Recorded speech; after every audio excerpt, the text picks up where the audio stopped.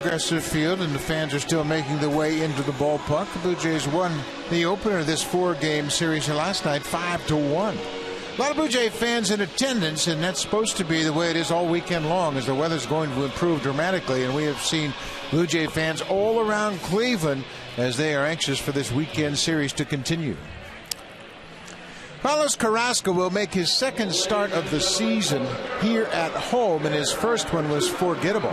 First batter he faced was Adam Eaton of the White Sox, and the second batter was Melky Cabrera. This is his 8th pitch of the inning, and it would be his last of that day. You see Melky lines that ball. It actually grazed off of his glove and then off of his left cheekbone.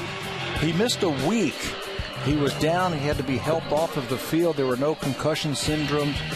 There was no problem there. Very scary off the bat of Melky Cabrera. So Carlos Carrasco, this is his first start since the last time he left this mound with that line drive off his face.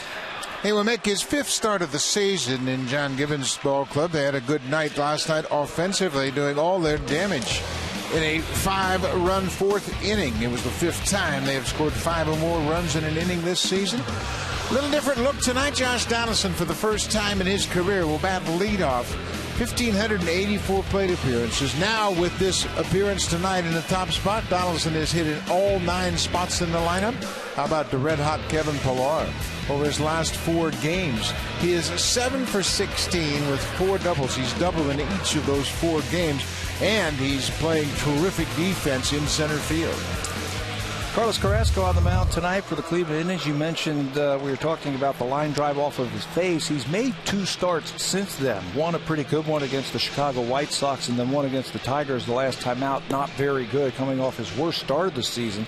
5 earned runs in just 4 1/3 innings. He's a good-looking young pitcher, though. 23 strikeouts in 15 2/3 innings this season already. He's only had 3 walks, one of those unintentional.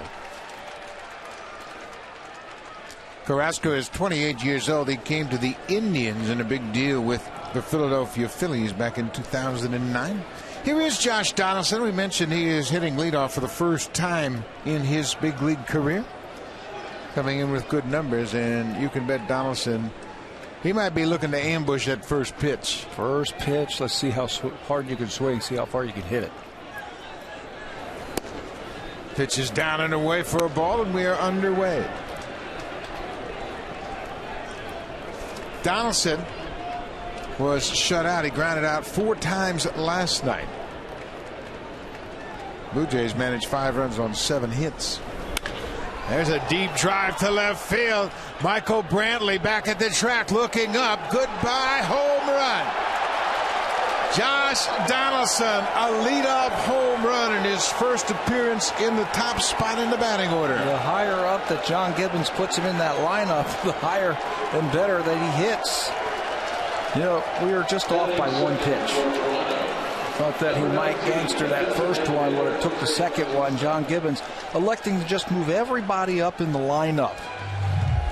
After Devin Travis is sitting out this game, low fastball right in the middle of the plate. And you can see that uppercut swing by Donaldson sends it just over the wall in left field for an early lead. It's only the 2nd home run Carrasco has surrendered this season. That pitch to Bautista is up. I like what they did. John Gibbons did with the lineup. He said, okay, no Devin Travis. We're just going to move everybody up. Get those guys bunched together. Your better hitters at the top of the lineup. Might get that extra at bat from the leadoff spot. Plus, how many times have we seen starters struggle in the first inning? So send up your big bats early. All 3 of the big sluggers are going to face Carrasco here in the first. Ball on a strike to Bautista. Jose got the rally started in the 4th inning. He had a leadoff walk. He scored the first Blue Jays run. After that walk, the Blue Jays would get 4 consecutive hits.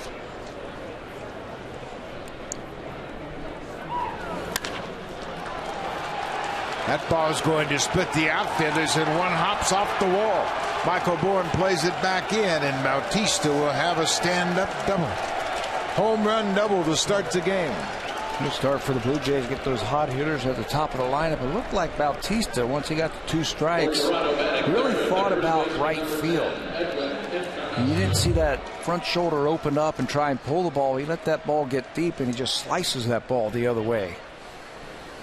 Good piece of hitting right there. You were mentioning about the hits after the Bautista walk in last night's game. Good adjustment by the Blue Jays going the other way against T.J. House yesterday. They went opposite field. Encarnacion, Valencia, Russell Martin, and then Pilar threw one into left. This is Encarnacion. Edwin is starting to heat up a bit. Small sample, but it's promising. He is 5 for his last 13 after enduring a 1 for 21. He knows that they're trying to pound him away, everything away. And the 2 hits he had last night were to right field. Asked him if he did that on purpose, and he said, you know, they're pitching me away. I might as well just try and hit it the other way. You know, that's a great approach until you really have your swing locked in. Go ahead and take base hits the opposite way. Donaldson's done it all season long. He's locked in now, and he gave the Blue Jays a 1-0 lead with his home run.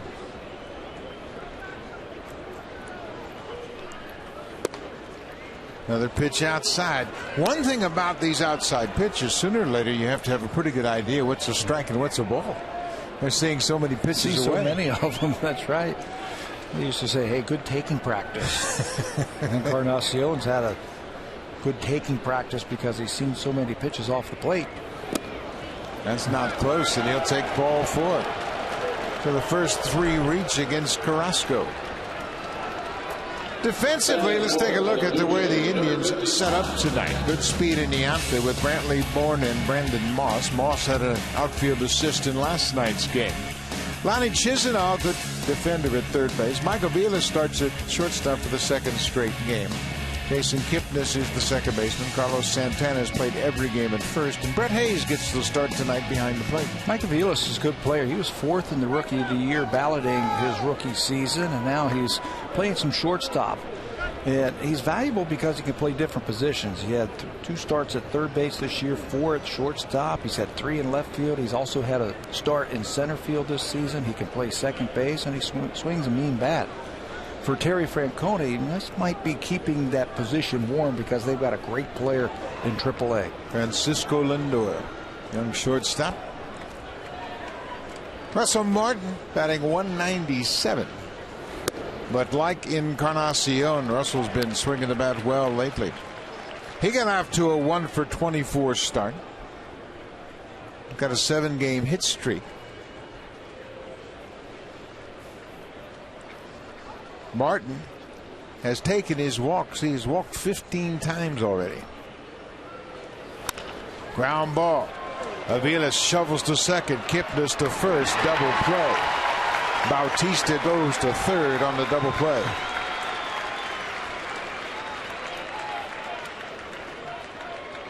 Carlos Carrasco, it's taking him a few years to develop. I'm sure the Cleveland Indians are very fortunate that they did. His fastball, he throws it 52% of the time. It's a good one, 95 miles an hour. Slider, changeup, and curveball, just a little bit of everything. He has taken some time to develop because of some injury problems. When he came over from that trade from Philadelphia Phillies in 2009, he was a starter. They moved him to the bullpen. Now he's back in the starting rotation. This is Kevin Pillar, bumped up to the 5th spot in the lineup tonight. As we mentioned earlier, Pilar has hit in his last 4 games, 7 for 16. That's a .438 average.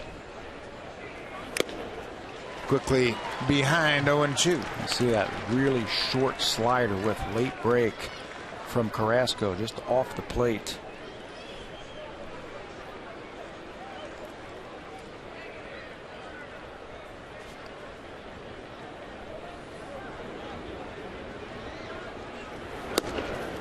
Took another shot down and away. It's 1 ball and 2 strikes.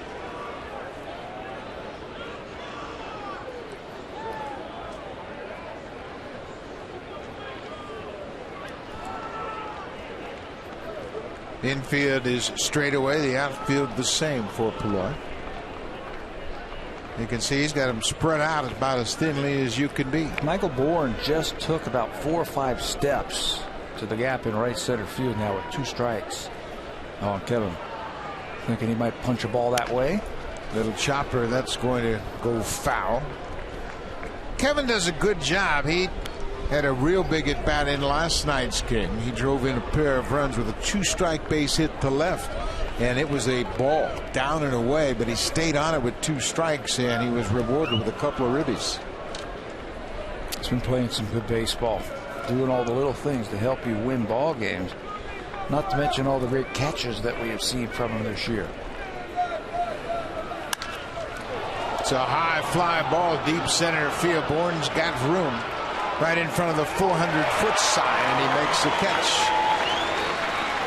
So the Blue Jays get on the board, and they do it with a leadoff home run. Josh Donaldson, his 6th home run of the season, his first as a leadoff hitter.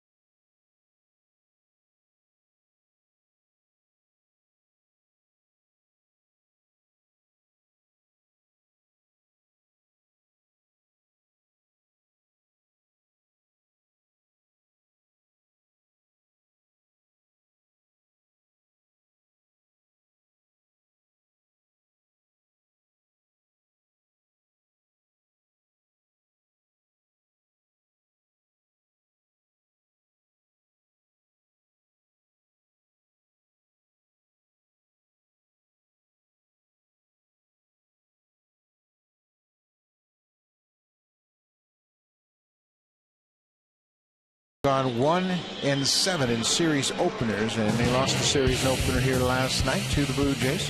Take a look at their lineup. Jason Kipnis, Michael Velas, and then Michael Brantley.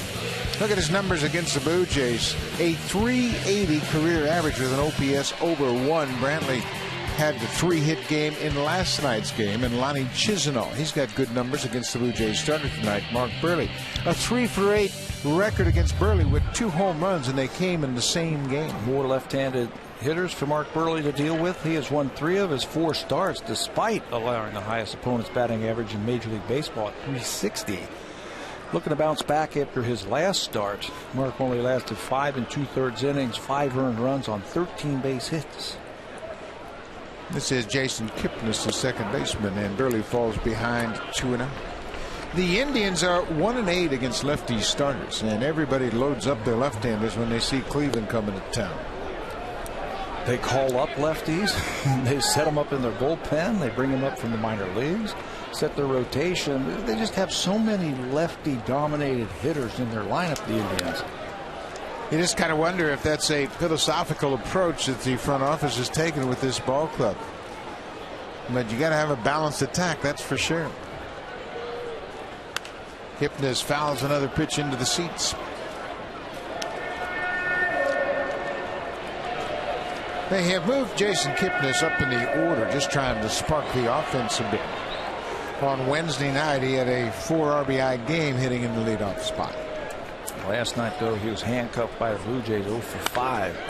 This ball is hit hard and deep and gone. Jason Kipnis with his 2nd home run of the season. That has been a problem for Mark Buehrle. That's the 5th homer he has allowed this season. 4 and 4 starts, and now 5 and 5 starts. Jason Kipnis says, Josh Donaldson, you hit a leadoff home run, I can do it too. He's a good low ball hitter, and that's what this is, a breaking ball low and over the middle of the plate, and I think Buehrle drops his head. He knows that that ball's leaving the ballpark. One swing, and we're all tied.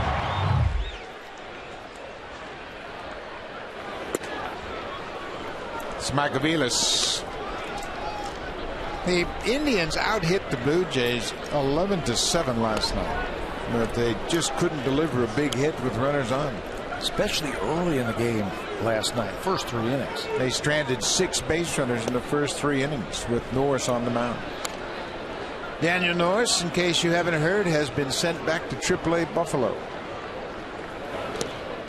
Andrew Albers has been called up to replace him. Albers is in the bullpen tonight.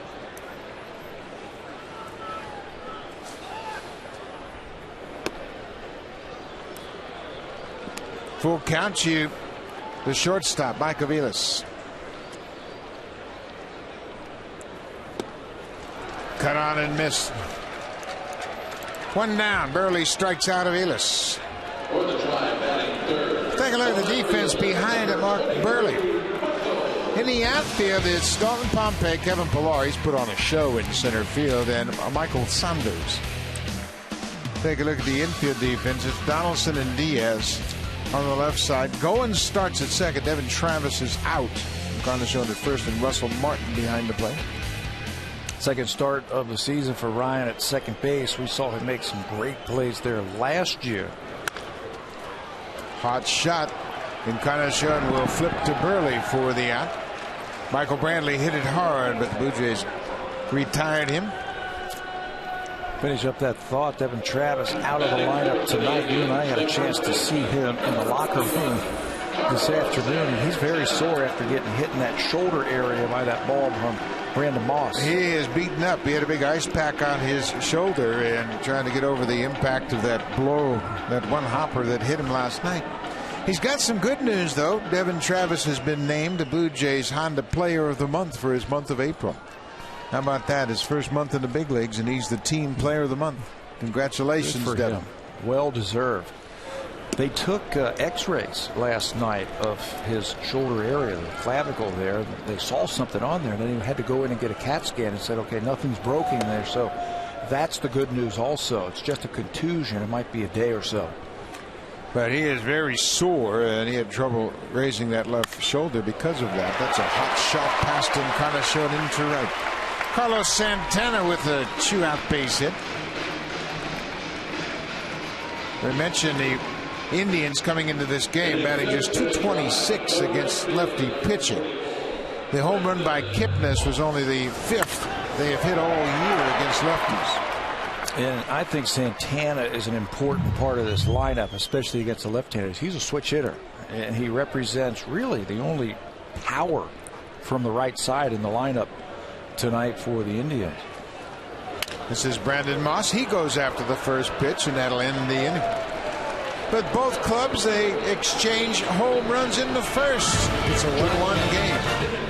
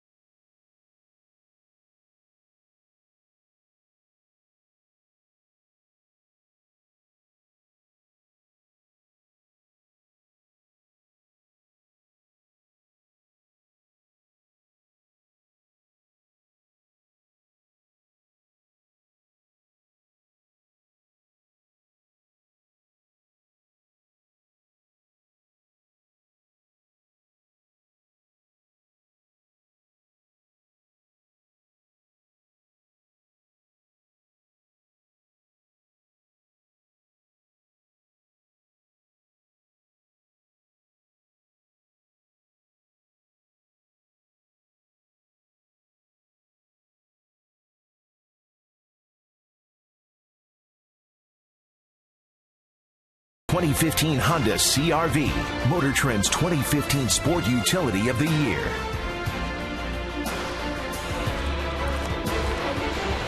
Jim Thome statue outside this ballpark, and the 500 home run hitter came to prominence right here with the Cleveland Indians. Terrific guy, great ball player. Carlos Carrasco, the starter. Mr. Tadler, why is he throwing out of the stretch? There's nobody on. Yeah, you usually see starters pitch out of the windup, but Carrasco is now pitching out of the stretch. It's an interesting story. He started last year in the starting rotation and did not do well, was moved to the bullpen. And while he was in the bullpen, he started doing everything like relievers do. Pitch out of the stretch when you have to. Get here early in the day. Shag some fly balls. Kevin Cash was in the bullpen last year and said, hey, let it go, man. Just, you got great stuff. Use your slider. Let's see some maximum effort out of you. He started pitching really well out of that bullpen. And when he got a chance to be put into the rotation, he went in the rotation and was awesome last year. 10 great starts. And he said, you know what? I'm not going to change anything. I'm going to pitch out of the stretch like I did when I was reliever. I'm going to come here and shag fly balls during batting practice. I'm not going to show up at 5 o'clock like starters do and just, get ready for the game. I'm going to do everything that I've been doing as a reliever, even though I am now a starter. You can see what he did during those 10 starts that Pat was talking about. He had 78 strikeouts. The 3 hottest pitchers down the stretch in the American League were Carlos Carrasco, Corey Kluber, and Drew Hutchison. They were 1, 2, 3 in strikeouts over the last couple of months of the season. Aren't ball players funny? Creature of habit. Michael Saunders strikes out. That pitch inside, and that's the first strikeout for Carrasco. The DIY Expert Sale, only at Home Building Center and Home Hardware Building Center. Homeowners helping homeowners with expert advice. The Dogs are on the grill here at Progressive Field, and it's a gorgeous night, boy. This has signs of spring. Lots going on around the ballpark. Dalton Pompey with a good rip, fouls it back. All the ball players today said this is more like it. Last night was chilly and rainy. This is starting to feel like baseball weather, and I think the guys, you're going to start seeing them put up some pretty good numbers. Look out. Blue Jays in that dugout, ducked away from that railing as that ball hit right in front of their dugout. Well, you're right. You can say there are a few more fans in the stands. Last night it was cool, rainy, and drizzly, just kind of a miserable night. But this has people thinking of Memorial Day, an outside picnic. Even saw some people on the sidewalk drinking a beer or two today. Short sleeves. Finally in short sleeve weather. And the weekend's supposed to be even better. 0-2 upstairs. There's so many Canadian fans down here. It's not that long of a trip. A lot of them jump in their car, and if you want to come on down, it's going to be a great weekend. 4 o'clock on Saturday, 1 o'clock on Sunday. See, they're all your pals. They're already here. Pompey protecting that plate. Stays alive. Got to look for that good sharp slider. You can see it's late. He has that ability to get it underneath the left-hander's bats. You saw that with Michael Saunders, who struck out last batter. That's why he is so good against those lefties.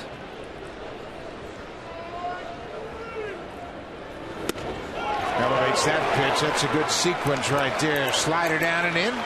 Fastball upstairs. Back-to-back strikeouts for Carrasco in the second.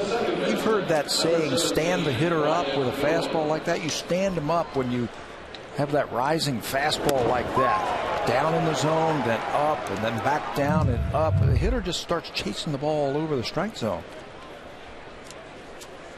This guy had an excellent earned run average last year.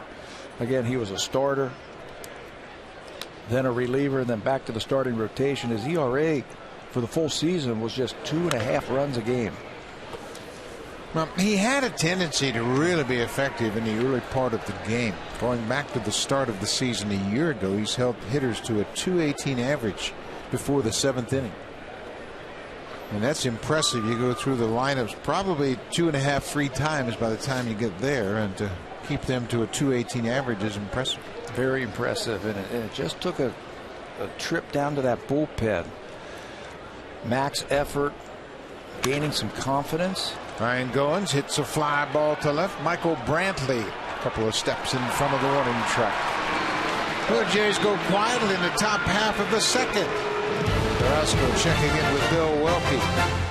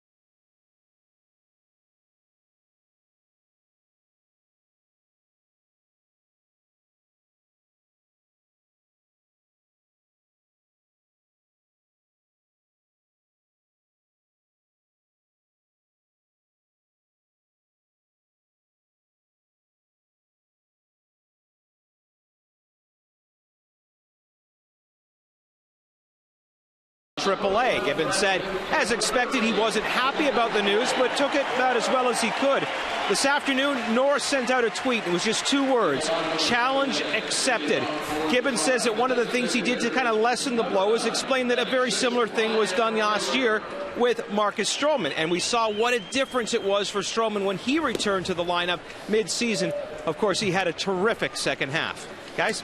Yeah, he sure did, Barry. And you know what? If it doesn't kill you, it'll make you better. And I think Daniel Norris has the right attitude to go down there and put his work in. He was having trouble with his delivery. There was no question about that. He was inconsistent. We saw him great last time out against Tampa Bay, and not so good here last night. 78 pitches in 3 innings. And if you know Daniel Norris like we know him, he's going to be back here and he's going to be good. Brian Rayburn, left-hander, cocks his arm against Rayburn. He gets a hit. He's just that hot against lefty pitching right now. 3 bullets last night. That hard hit balls by Rayburn. Tonight he starts it with a soft single to right field. Burley tries to get in there with that cutter, and Rayburn just flops the ball to right field. You know you're swinging hot when you swing like that and get a base hit. Yeah, he was very, very much guarding that inside edge, and he got a base hit. This is Chisenhall. He bunts it to third. Donaldson will throw him out on the play. Rayburn goes to second. Chisenhall, he mentioned he's got 2 home runs against Burley, but in this early part of the ball game, he took a shot at moving the runner. So there's 1 out now with Rayburn at second. The batter will be the catcher, Brent Hayes. He is backing up Roberto Perez as their regular catcher, Yan Gomes, is still on the disabled list with that sprained right knee. Found that sacrifice bunt very interesting here in the second inning. Yeah, I did too. This part of the lineup especially. This is Brett Hayes. We mentioned he's 31 years old. He is catching for Francona tonight. Leadoff single by Rayburn, then you have 7, 8, 9, and you're bunting the lefty. I get that. Maybe it's he didn't have any faith in him as a left-handed batter against Burley. Wanted to stay out of the double play. Chisenhall is 3 for 8 against Burley. He homered twice in the same game back in 2011 in Chicago against Burley in consecutive at bats. So that is a little bit of a surprise. Inside. You mentioned Burley coming into this game. Hitters were hitting .360 against him. What has been the problem? What's led to that high batting average? I think just too many pitches out over the plate for Burley. He's the kind of guy that has to live on the edges and change speeds. And for him, at least early in this season, just too many balls over the middle of the plate. Donaldson looked the runner back to second and throws across the diamond to retire Brett Hayes. 2 down. hittable pitches, I guess you would say. You know, last year he really used that fastball effectively, especially to right-handers, cutting it inside to them, getting a lot of strikeouts. Michael Bourne, he is batting in the 9th spot for the first time in his career. It all started on Sunday when Francona dropped him into the 9th spot in the batting order. He's responded with a 4-game hit streak. He's 5 for 15 since being dropped down. Had a bunt single in last night's game.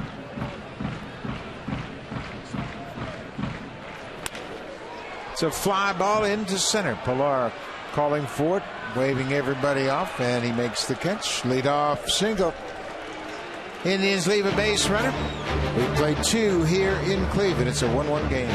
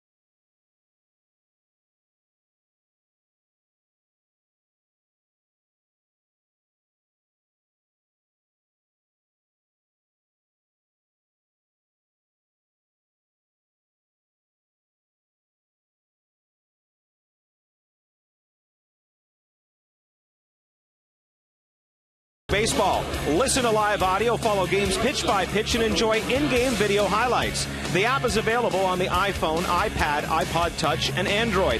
Season-long subscription packages are available. Visit BlueJays.com for more. And if you're on the app tonight, it's not a mistake if you see Baltimore at home, but also see Tropicana Field in the background. That is actually a home game for the Orioles there tonight.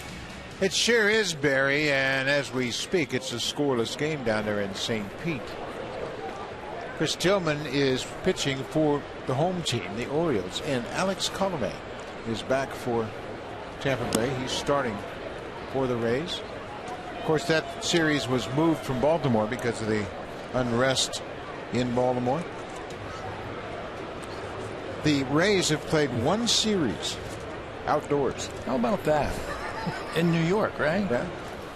All season long. Everything else has been indoors.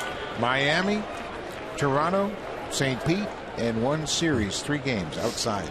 Just in time, the weather's turning nice for them. And now they go back indoors. This is the number 9 hitter, Jonathan Diaz, and he is called out on a strike. 1 down, back to the top of the order. Josh Donaldson, second pitch of the ball game, gave the Blue Jays a lead. He catches this pitch right in his swing play. Now he gets it high and deep. You got to get it high to get it out here down the left field line. It's got to clear the fencing. In left field, Josh Donaldson was telling me today he has never hit leadoff. I said, well, you had to hit leadoff somewhere. He said, I think I hit leadoff when I was 13. Well, it's working. He's 2 for 2. Let's check in with Jamie Campbell. Now at the plate for the Blue Jays, the designated hitter, Jose Bautista.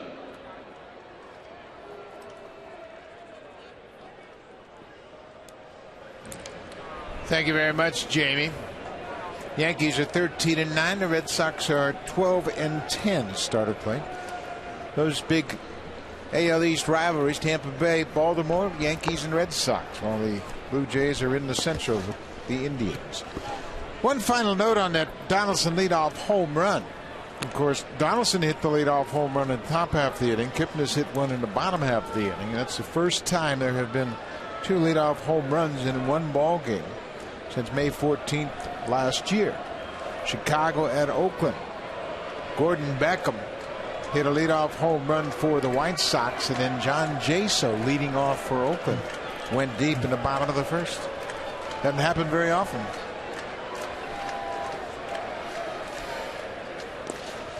That stat provided by our substitute stat man, Jeff Whipple, who is filling in for the regular. How about this for concentration? The bugs are coming back. Remember the bug here with Jabba Chamberlain in the playoffs? Jabba Chamberlain was overwhelmed by bugs. We've seen that a few times, just at the old ballpark. Oh, used to see it at the old ballpark a lot. Yeah, we had games where you would go out on the field and you'd have to put your glove over your face in between pitches so the bugs wouldn't get in your eyes. He's pitching carefully to Bautista. Yeah, everybody has. They've worked him away. They don't want to give into it. He's got 5 home runs. To his credit, he is starting to take those pitches and taking his trots down to first base. Got a good cut on that one. Bautista doubled to the wall in right center his first time up. This is a very potent lineup. They have the ability to put up crooked numbers anytime, anywhere in the order. Last night with a 5-run 4th inning, that was the 5th time this season they've scored 5 or more runs in an inning. There goes Donaldson. Bautista swings and misses. Now Milwaukee is going to call foul tip. I wasn't sure. He wasn't sure if the ball was out of the glove. I think that's what was the delay. He finally saw the glove on the ground and waved foul tip. Certainly sounded like he foul tipped it.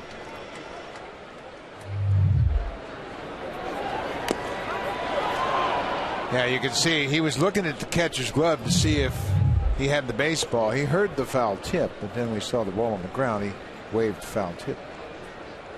Full count, 1 out.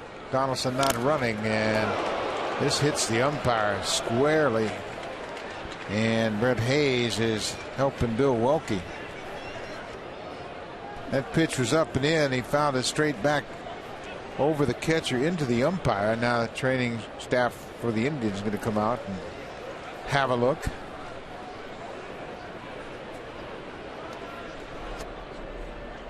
Might have got hit on the side of the shoulder. You can see him looking at the left side of his chest protector. John Hirschbeck, crew chief, center of your screen there. He's at third base tonight. Buck, while all that was going on, I was watching Josh Donaldson. Remember, he took off on the 3-2 pitch, the previous pitch, and then had a very small lead at first base. Wonder if something happened on that run to second base when he took off. It looked like he was holding his knee. John Gibbons came out of the dugout and asked him if he was okay. Here it is right here. Takes off. And there he's grimacing a little bit as he put the brakes on. Right there. And See he's that? limping, going back in. Going back to first. He was grabbing his right knee for a little bit while all the attention was paid at home plate to the umpire. Well, that's the last thing the Blue Jays need. They're dinged up right now. Milwaukee is all set. He's ready to continue. He took that foul shot off the chest protector. Bautista's got a sore arm. He can't play in the field. Devin Travis got hit by a one-hopper in last night's game. He's out of the starting lineup. Another 3-2 pitch. Donaldson staying put. Ball 4. Bautista will walk for the 15th time this season. Let's check in with Barry Davis. Well, Buck, people are wondering, when will we see Jose Bautista back in the outfield? And unfortunately, the news is not for quite a while. He still has not even begun throwing a baseball yet. And for now, John Gibbons says he's going to remain at DH. And even when he does start throwing again, it's still going to take some time. So at this moment, we're going to be seeing him DHing for quite a few more games. Well, you want to have Bautista in the lineup, there's no doubt about it. But what happens now, you have to play Encarnacion at first. You need those two big bats in the lineup, and Justin Smoke hasn't had any playing time lately. This is Encarnacion. He walked his first time up. Jose missed 5 games with that bad shoulder, and then it got healthy enough to allow him to hit, but he still can't throw.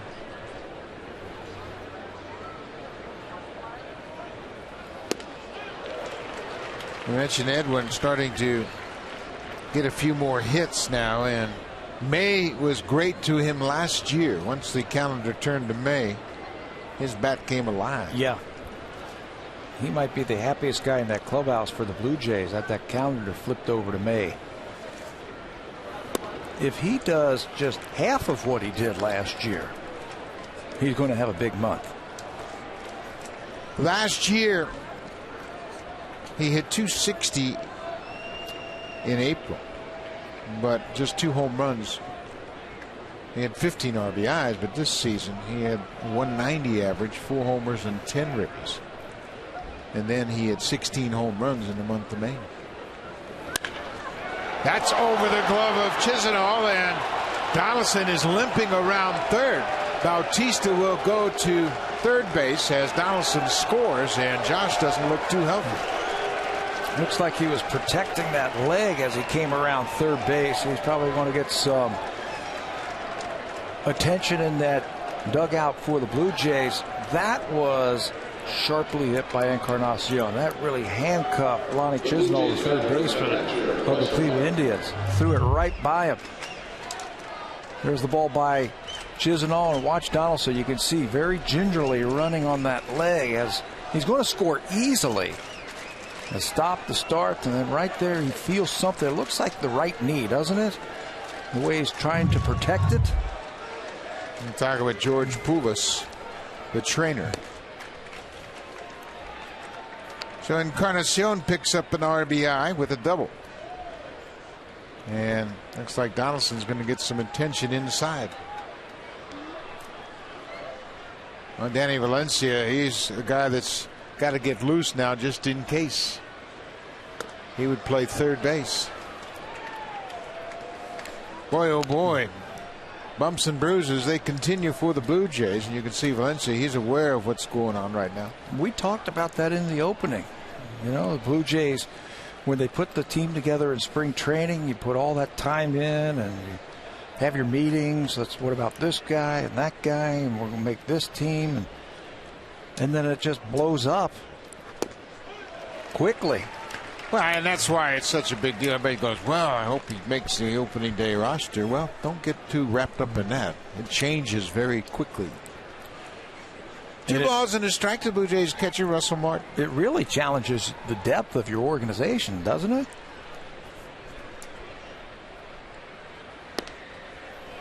Now it's 2-2. Yeah, when you think about it, just pitchers alone, Blue Jays, they'll probably use 10 starters this year. Mm-hmm. Probably a total of 25 pitchers. Just have to have a deep organization.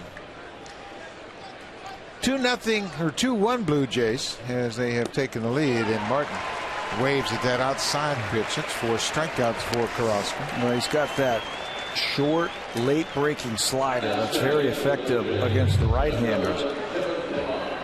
Fell behind, and then 3 straight strikes to finish off Russell.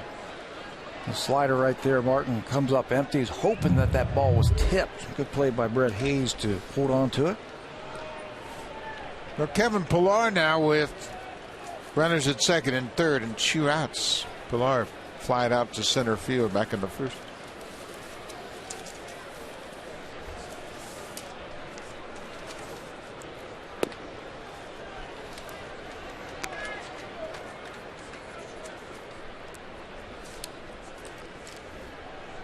Blue Jays have won 9 of their last 11 games here at Progressive Field in Cleveland.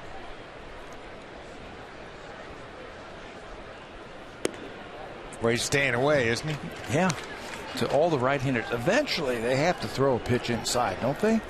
Just to stand you up. His sequence to Dalton Pompey was excellent. He hasn't gone back to that. He hasn't tried to use that fastball up in the strike zone. Here's one. Still away.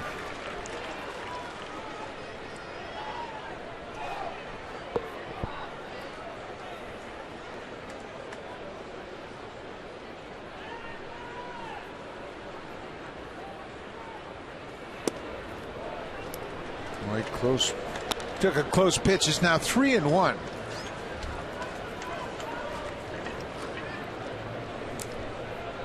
For a guy who has excellent command, Carrasco's got very good command. There's 3 walks coming into this. He's a little bit off right now. That ball is driven in the gap in right center, and it's going to be off the wall. 2 runs are going to come in to score. Pilar is headed for third, and he's going to get there with a slide. Another 2-out big hit for the Blue Jays and Kevin Pilar. That's his first triple of the season, and it comes with 2 strikes and 2 outs. And it clears the bases. Stayed right with that and drove it. He got a big hit last night for 2 RBIs when he dumped a double to left field. This time he drives this one over the head of Michael Bourque. Carrasco was fighting his command here through the first 3 innings, falling behind hitters, and then tried to slip a fastball by Pilar, and he jumps all over it. That was a 3-1 count. I was mistaken, but it drives in 2, and it comes with 2 outs. So the Blue Jays have a 4-1 lead. Mickey Callaway, the pitching coach, out to talk to Carrasco. Boy, another walk is cashed in by the Blue Jays. Bautista walked, and he came in to score. He scores from third. Encarnacion scores from second. Another crooked number on the scoreboard for the Blue Jays. That's the first career triple for Kevin Pilar. Hit it in a right spot, and he's got plenty of speed to have a lot of triples like that. Into that right field gap, and he was thinking 3 all the way.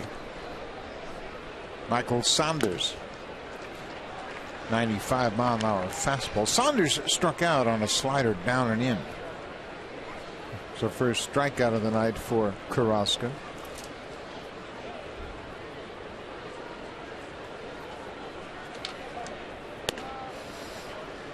Last night after the game, John Gibbons made a quote about Kevin Pilar. He was asked about that catch in his big 2-run single. He said, Kevin Pilar plays to win.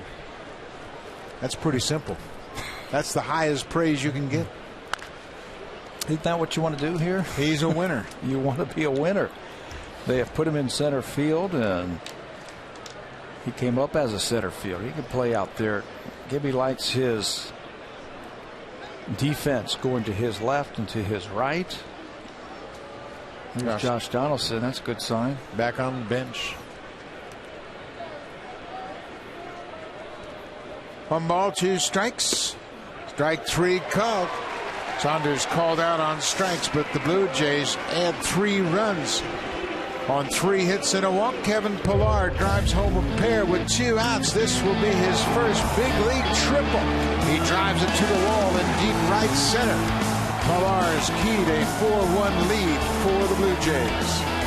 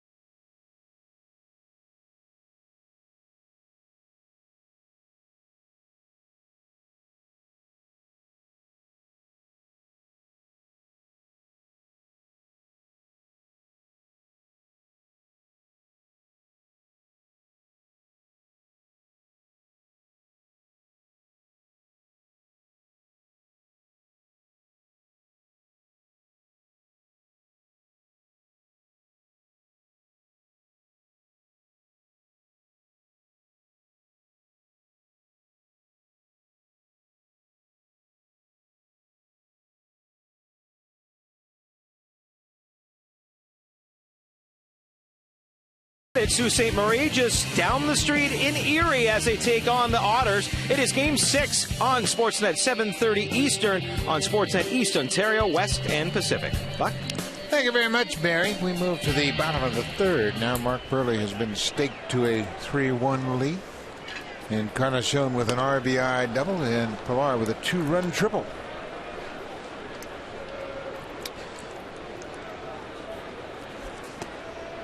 Jason Kipnis hit a leadoff home run for the Indians to tie the game at 1-1.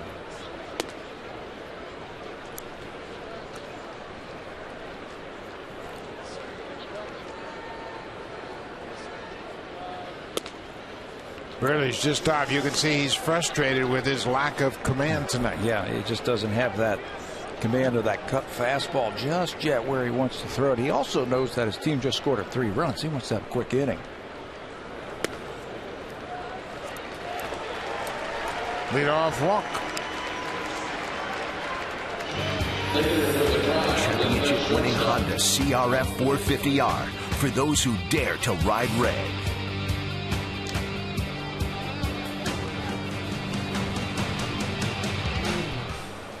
Well, you'd like to put up a 0 after your club scored in the top half of the inning, and that's what Burley's thinking about right now. Michael Vilas takes a strike. Blue Jays turned 2 double plays in the game last night. Yeah, he's also thinking about that runner at first base. He can shut down that running game. Jason Kipnis is a threat to steal. He's also thinking about maybe getting a ground ball here. There's a ground ball, but it's past Jonathan Diaz into left field. So the first 2 reach here in the third. Well, you just know that the Indians are a powder keg that's about ready to explode. Their hitters really haven't hit full stride yet. No, not at all. There's some professional hitters up and down the lineup right here as this ball is powered past Diaz, the shortstop. He was cheating a little bit towards second base in double play position. And you know, you're right. They're just ready to show people that they can score some runs. They have struggled so far this year to score runs.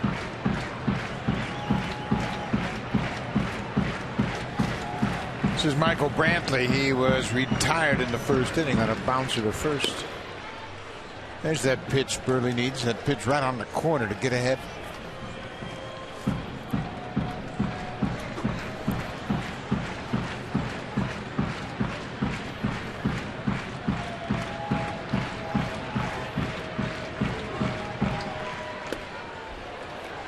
Foul tip. It's 0-2.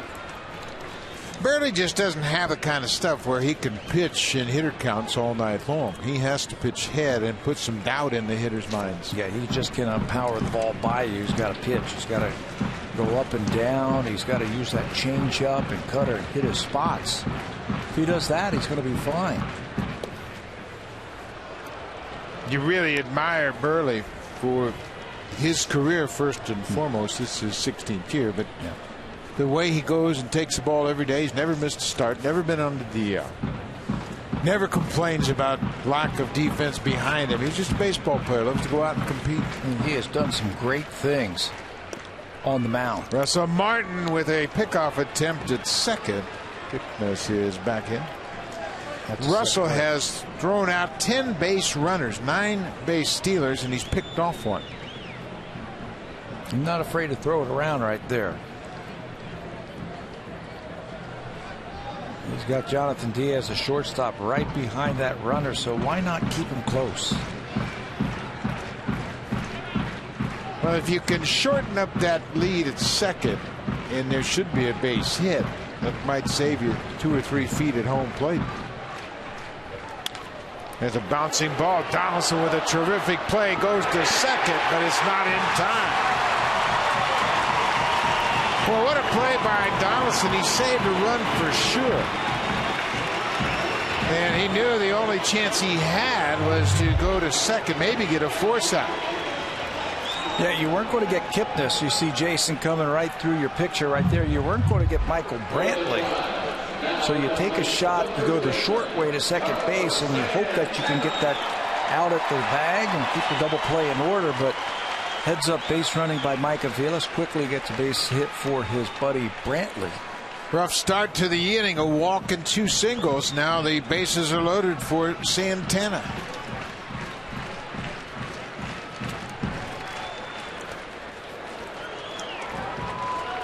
Carlos Santana, the first baseman, singled his first time up. He's hit .429 for his career with the bases loaded. He has 1 grand slam. Kipnis got it started with the walk. Aviles a sharp single to left, and Brantley the infield single. Well, he's got so much power. He's thinking about left center field, right center field right now.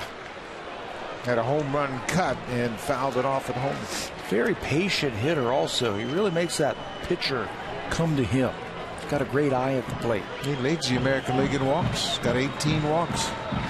Well, you do that if you've got strike zone awareness and you know where that ball's going to be and you can get it in that zone. That's when the big hits come through. Off-speed pitch. Burley had him out on that front foot. I think that's how he's going to have to get him out right there. He's going to have to go backwards and forwards and really use that changeup off-speed pitch to get Santana off balance.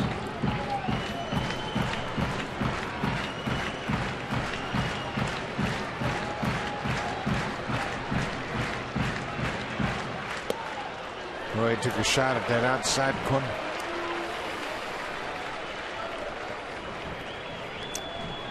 Bottom of the 3rd inning. There's nobody out.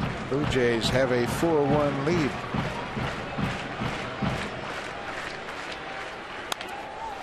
Burley, he'll try to go home. They get the lead runner. And Mark Burley, what a terrific play by the Gold Glover. He got 4 Gold Gloves, and you can see why. He had a little trouble getting that ball out of his glove, but they're able to get the force at the plate.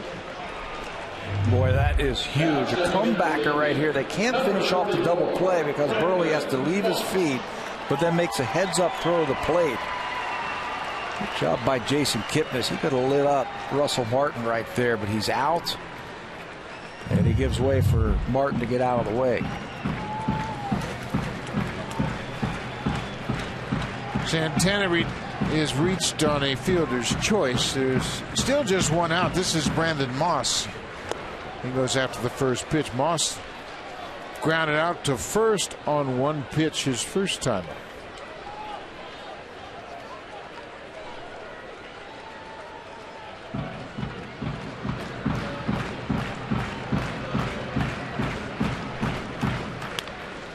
Cued off the end of the bat. Burley's going to make sure it doesn't come back into foul ground.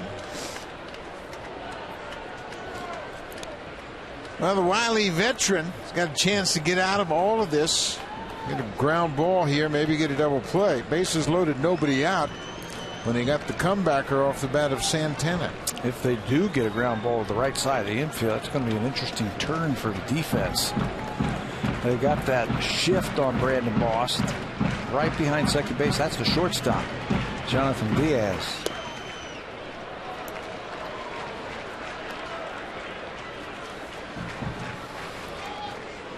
Last night, the Indians were 1 for 9 with runners in scoring position. They stranded 10 base runners and scored just a single run.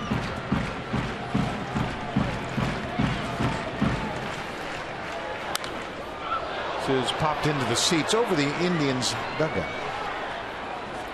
Tell you, I'd like to end the inning right here. Ryan Rayburn is swinging a magic wand, and he's on deck. Yeah, he's been wearing out left-handed pitching. Rayburn had 3 hits in last night's game. He's got a hit already tonight against Berger. Leave him standing on deck.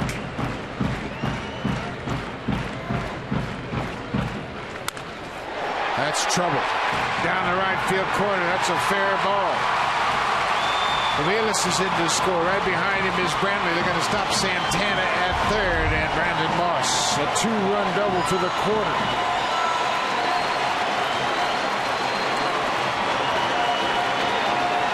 Let's check in with Jamie Campbell.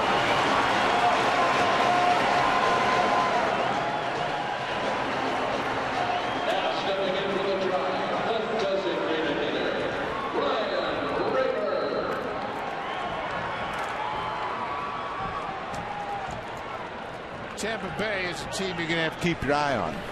They're getting a pitcher back tonight. Alex Colomé is making that start, his first of the season, after coming off the disabled list, and they're going to get healthy. So it's a 4-3 ball game. Blue Jays lead by a run, and here is Rayburn. Got a base open. Pitch around him. Lonnie Chisenhall, left-handed bat, is on deck, and you can bet Burley knows he's got a little wiggle room here. Yeah, nothing too close to the strike zone here. Maybe you catch him a little bit too anxious, like that. See where that number 2 pitch was, off the plate inside. And if I'm Rayburn, I'm going to expand the zone right here. If Burley's going to walk me, he's going to have to throw the pitch way off the plate, because Rayburn's hot. He's got a chance to drive in too, and in this situation you don't have to hit a strike.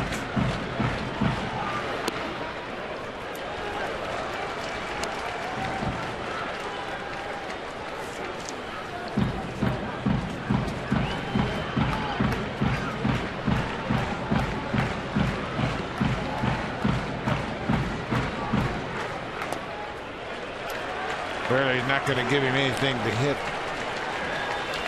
Wouldn't be the worst thing that could happen if they walk. I think Gibby's going to put him on anyway. Looks like he wants to put him on. Sure enough, you get to that point, Rayburn's not going to chase. Go ahead and put him on. You got a base open. And you don't want to risk making a mistake and throwing one over the middle of the plate. So put your hand out there, set up the double play, and face the left-hander.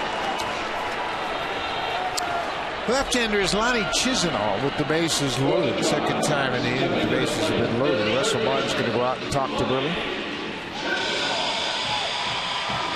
Burley got the comebacker off the bat of Santana, turned it into a 1-2 force out. Chisenhall dropped a bunt down in the second inning, and it was a surprising bunt. Rayburn had singled to start the inning. It looked like, to me at least, Chisenhall might have been bunting on his own. But he is 3 for 8 for his career against Burley, and we mentioned he's hit 2 home runs. That came in the same game, September of 2011. Pulls this on the ground. Goins will go to second for 1, and that's all they're going to get. So we are tied. Chisenhall picks up the RBI with a fielder's choice. Santana comes in to score, and it's a 4-4 game. They had thoughts of trying to turn it, but it took a long time. You see, Goins has got a long throw. Good job by Rayburn to go into Jonathan Diaz, upset his flow around the bag. And that gets his teammate Chisenhall an RBI. So Moss has moved to third. Rayburn's at first. This is the catcher, Brett Hayes. He was sitting all over that inside pitch, but ripped it well foul.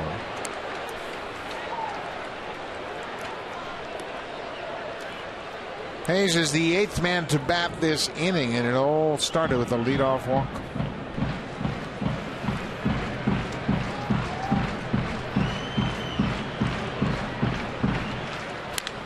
There's a drive to left field. Pompey is there. The inning is over.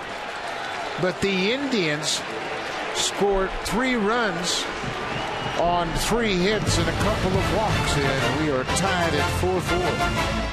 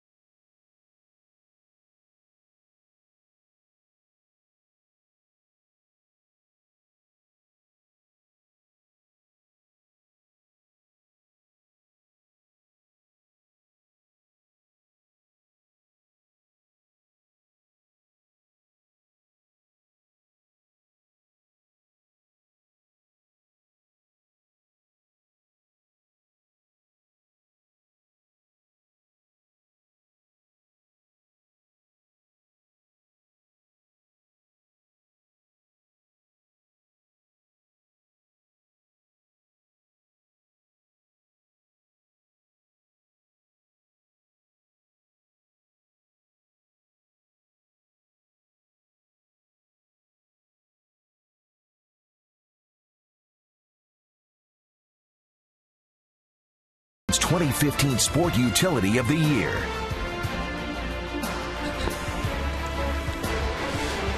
Well, I got a little back and forth going on here in Cleveland. Both clubs scored a run in the first. They both scored 3 in the third, and it's a 4-4 game. Kevin Pillar hit his first big league triple here tonight, drove in 2. Came in and was part of that 3-run third inning. So it's the bottom third of the Blue Jays order. Dalton Pompey shows bunt, takes a strike. This is one of those games where, all right, which starting pitcher is going to find it first? Both of them are a little wobbly here through the first third of this game. Whoever finds it.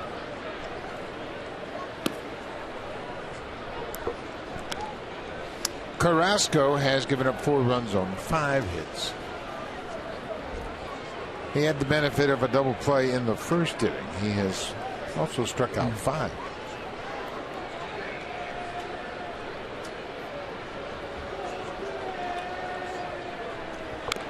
It's interesting, he struck out the side in the third, but you might miss it, as the Blue Jays scored 3 runs on 3 hits in the third. That's right.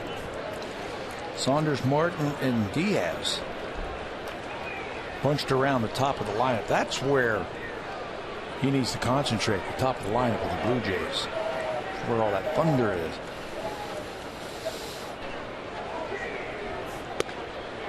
Another strikeout, looked like an off-speed pitch. That's 6 strikeouts for Carrasco. Second time that he's gotten Dalton Pompey. Got him with a high fastball the first time. That time he took a little something off, little backdoor breaking ball. Dalton comes up empty on that one. The ball is by him. Ryan Goins, the second baseman, he flied out to left field in the second inning.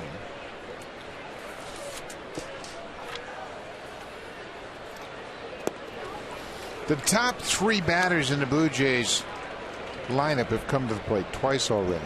They've reached base all 6 times.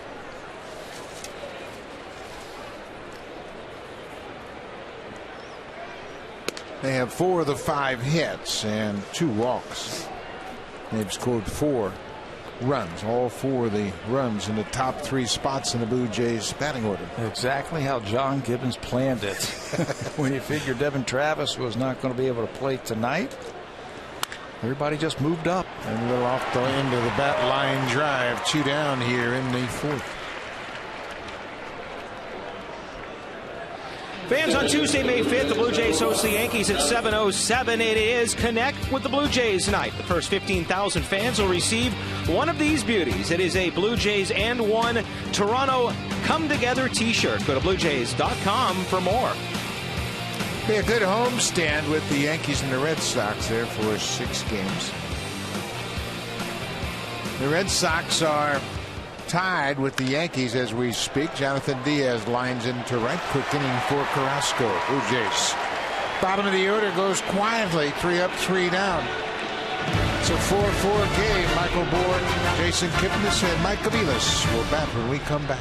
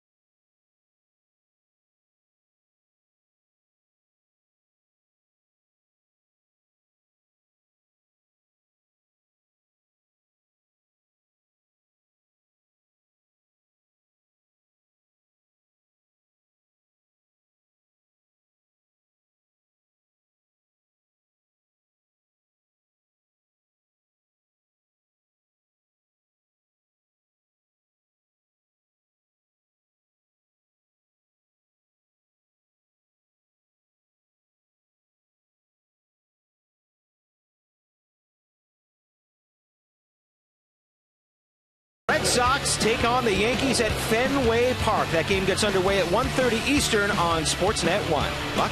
Barry, it'll be Nathan Eovaldi for the Yankees against Wade Miley for the Red Sox. This is a big start for Wade Miley. He's got to get things sorted out for Boston to maintain his spot in that rotation, and he's been roughed up a little bit. He's got an .862 earned run average. What do you do, though?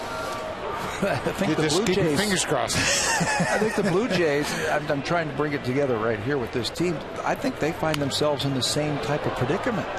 Some of their starters have struggled early. What do you do? Yeah, we had mentioned that tonight about the Blue Jays starters and how they're near the bottom in many categories. ERA, walks, home runs allowed, and it's been a rough start for the Blue Jays starters. They made one move today. We talked about Daniel Norris going down. John Gibbons has already said that Marco Estrada is going to come out of the bullpen and take that start. I believe it's on Tuesday. Michael Bourne slices it down in left field corner. Pompey will run out of room as that's a foul ball up against the wall.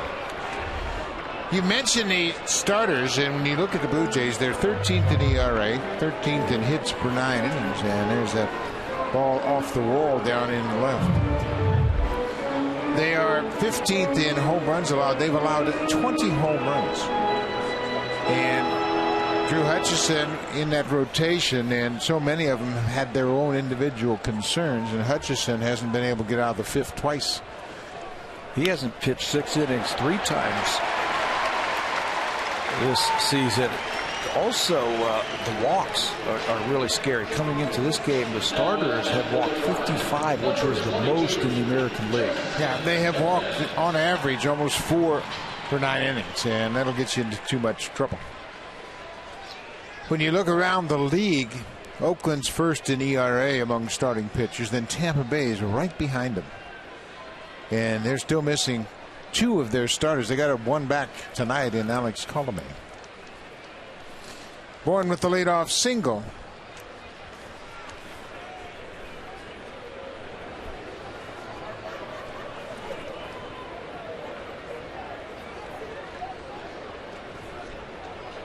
Kipnis has homered and walked, and Burley sends Michael Bourne back with a pickoff throw.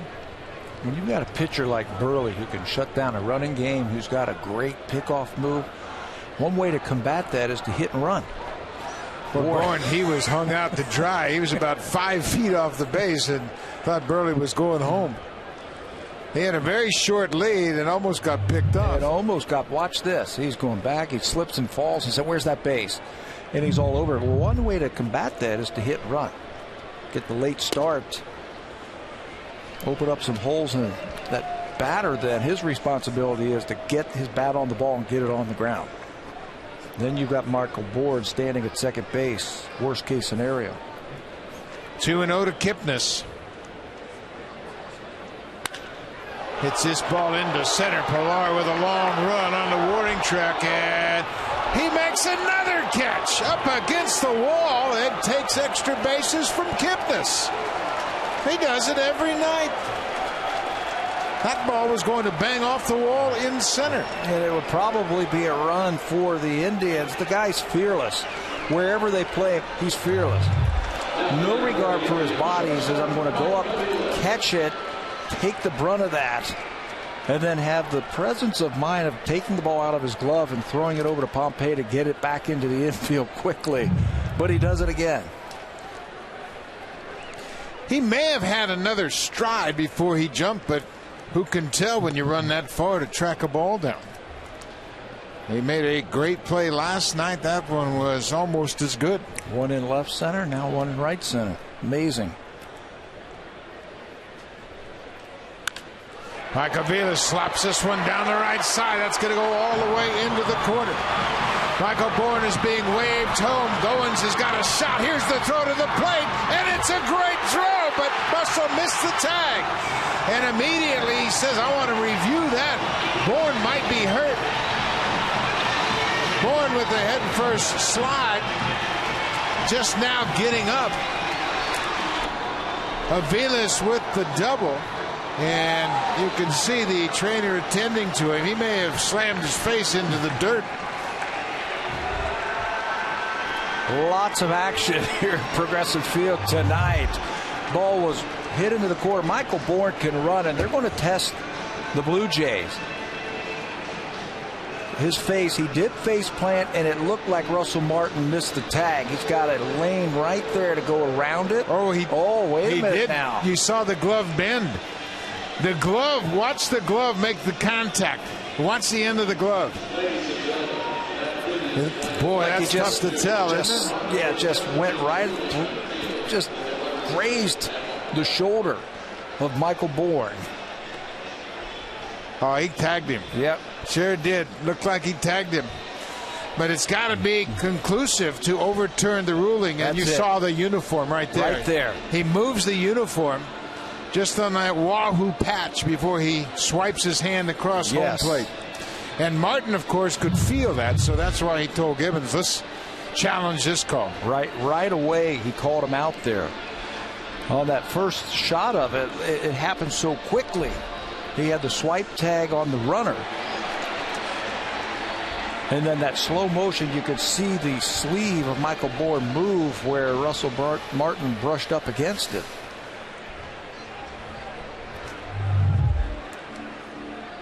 Right there.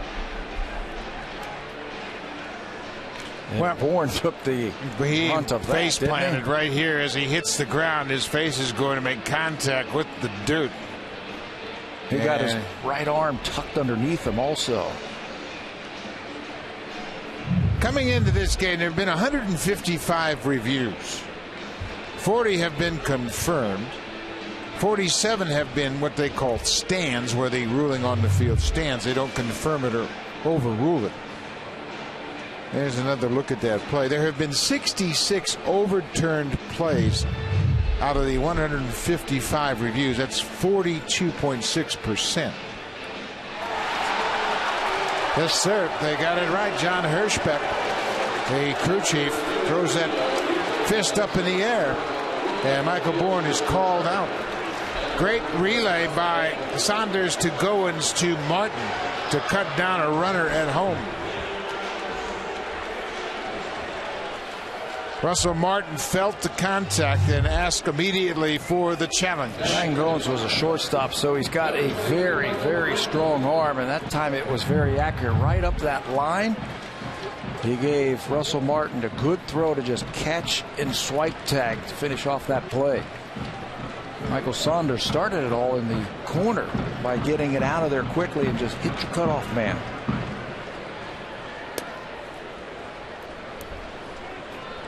Well, that was very interesting. Aviles loses an RBI. The Indians lose a run and the lead. Michael Brantley, he's 1 for 2 tonight, scored the 3rd run of the night for the Indians.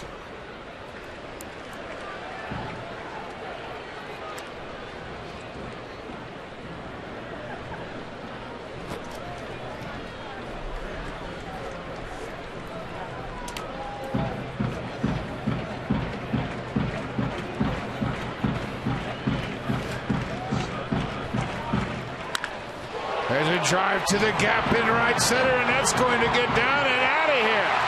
Up over the wall, and Michael Brantley has given the Indians a 2-run lead.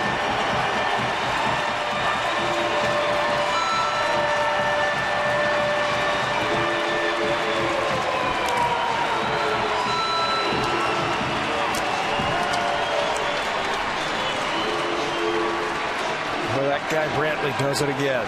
Blue Jays defense. First, Pilar in center field taking away extra bases from Kipnis, then the relay play, but Michael Brantley is just going to negate all of that great defense with that long home run. The defense is the only reason that there are 2 outs in this inning.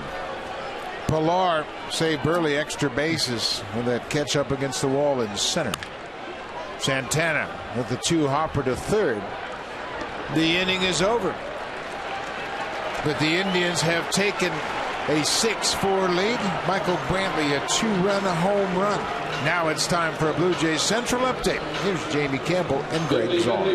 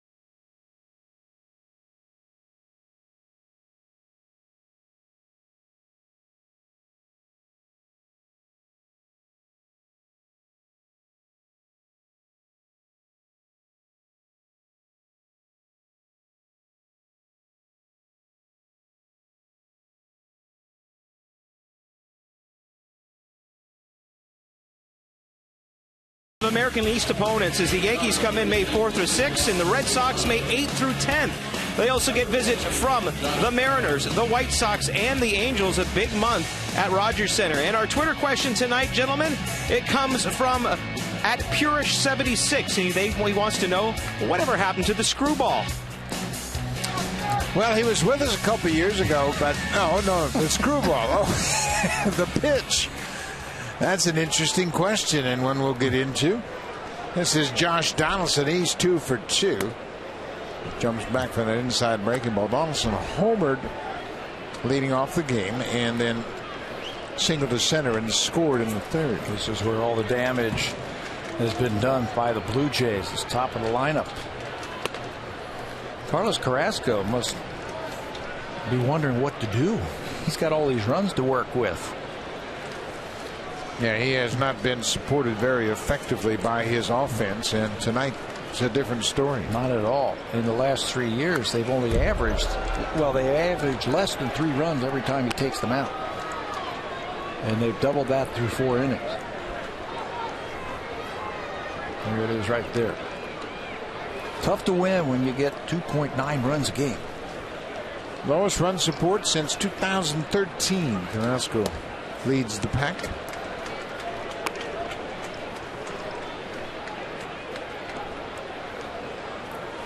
Hey, Francona enjoying the offense with their 6 runs early in this ball game. Donaldson will take a walk. He's been on base all 3 times. Let's go back to that screwball question. The screwball is a pitch that a lot of people used early on, and you go back to the 50s. Ruben Gomez was a great pitcher with the New York Giants. He used it. Mike Cuellar, great starter for the Orioles, used it. Mike Marshall of the Dodgers used it, and Willie Hernandez, the relief pitcher for the Detroit Tigers, the closer. How about Fernando Valenzuela? He used it very well in the 80s. It's an off-speed pitch basically, but it's kind of a breaking ball. It's I guess you would call it an inverse breaking ball because you turn the ball inside and it spins and breaks straight down. Left-handers throw it and it breaks down and away to right-handed hitters. It's just opposite of your slider. Yeah. It's like the invert of that. So if a right-handed pitcher's throwing his breaking ball, his slider is going to break from right to left. The screwball is going to go from left to right. Not necessarily as hard. It's more of an off-speed pitch, but the movement is very effective. Bautista pops it up into center. Michael Bourne coming in. That's the first time any of the top 3 batters have been retired tonight. Now at the plate in the Blue Jays, number 10, Edward. The DIY Expert Sale, only at Home Building Center and Home Hardware Building Center. Homeowners helping homeowners with expert advice. Back here in Cleveland, it's a very comfortable evening here in Cleveland. It's a gorgeous day and it's supposed to be spectacular tomorrow. When Encarnacion's been aboard twice, he walked and had an RBI double in the third, came around to score on the Polar triple.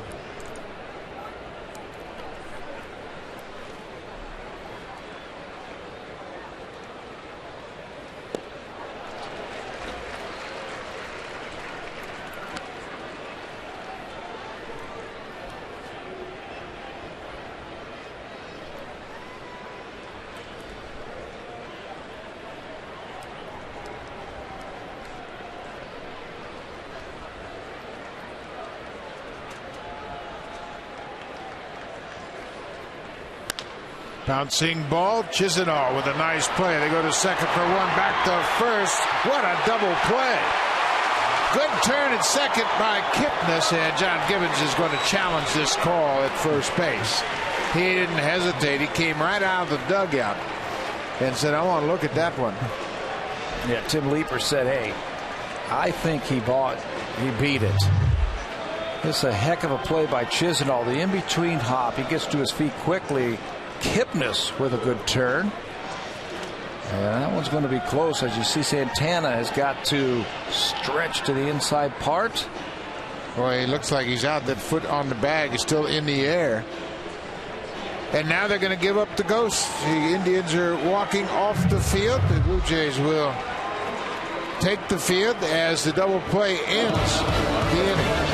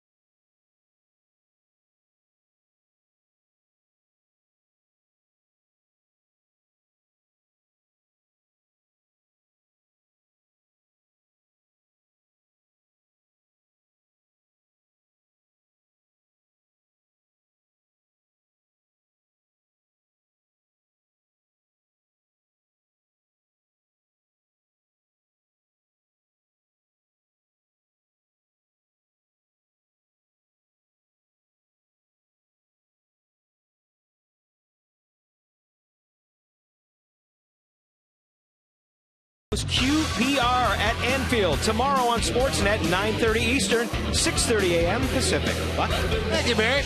Good way to start your day. We'll be here a little bit later on in the afternoon. 4 o'clock start tomorrow. Pre-game shows at 3:30 with Jamie Campbell and Greg Zahn. Make sure you check it out. Brandon Moss goes after the first pitch. That's a routine play. Kevin Pillar catch that one behind his back. He doesn't have to leave his feet. He doesn't have to jump. Boy, Kevin Pillar has really put on a show tonight. Starting last night against Brandon Moss, this ball to right field, you've seen it before. Jeff Francis thinks this is extra bases, and Kevin Pillar says not so fast. He takes that one away, and then against Mark Burley, going the other way, bouncing up against the wall and catching that ball and saving another run. And then he's got a 2-run triple.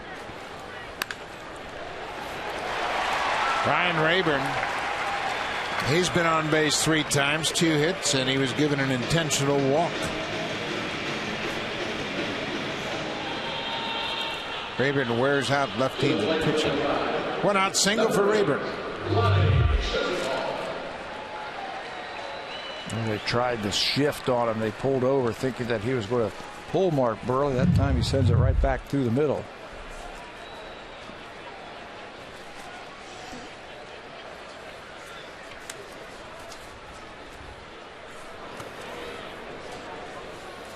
Mark Burley has given up 6 runs on 10 hits, and that's Andrew Albers, who has just joined the ball club. He was called up from AAA Buffalo. He was scheduled to start tonight for the Bisons, so in an effort to lengthen their bullpen, they called him up here. Daniel Norris was sent to AAA after his start last night. We mentioned Burley, 6 runs on 10 hits. He's also given up 2 home runs tonight. Cleveland has hit 48 home runs against Mark Burley in his career. This is his 50th career game against Cleveland.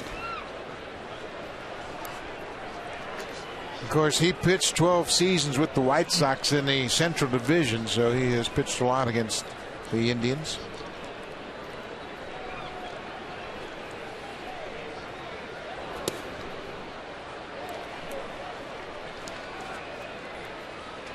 Lonnie Chisenhall. He had an RBI. He beat out a double play ball in the 3rd.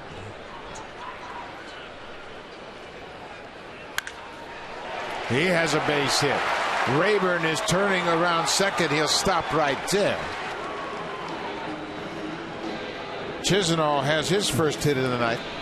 That's 11 hits off of Burley so far. And we're just in the 5th inning. Told you that he came in here. Batters are hitting 360 off of Mark. He's been winning his games right now.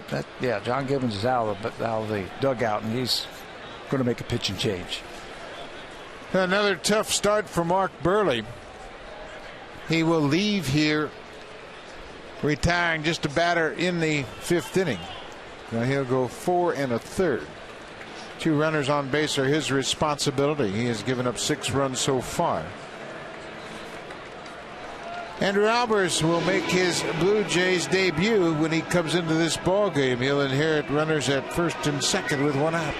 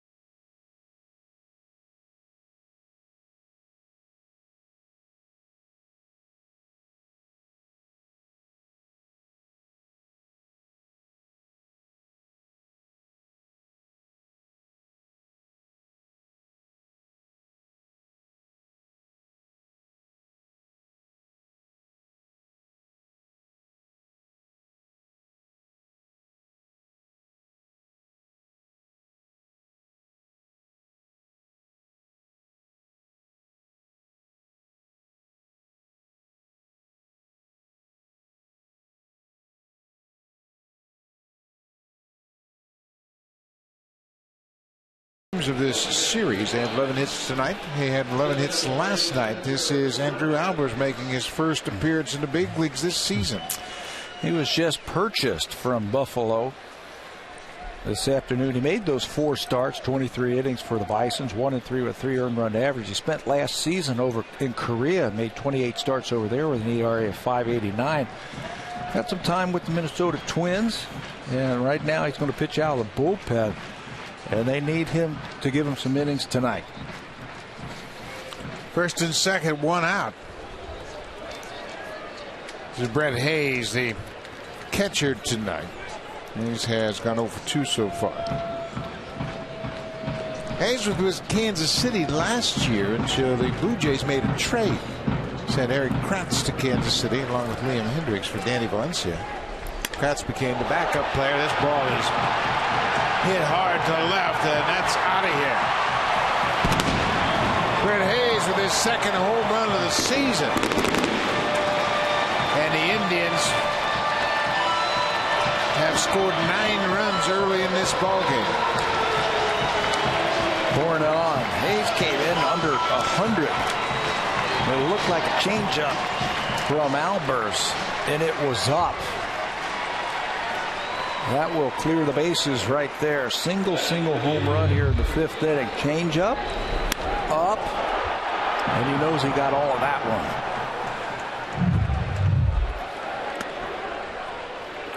So that'll close the books on Mark Burley. He'll be charged with 8 earned runs on 11 hits over 4 1/3. Michael Bourne hits it to the second baseman. 2 hopper for Goins. 2 down. Hayes' second home run. That's a no-doubter. Up into the bleachers.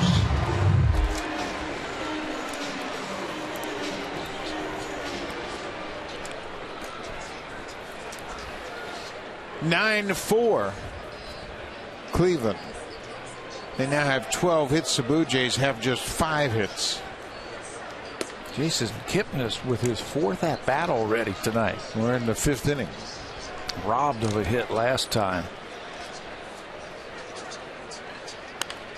Breaking ball pulled to second. The inning is over. But Cleveland scores 3 more runs in their half of the 5th, including a 3-run home run by the catcher, Brett Hayes.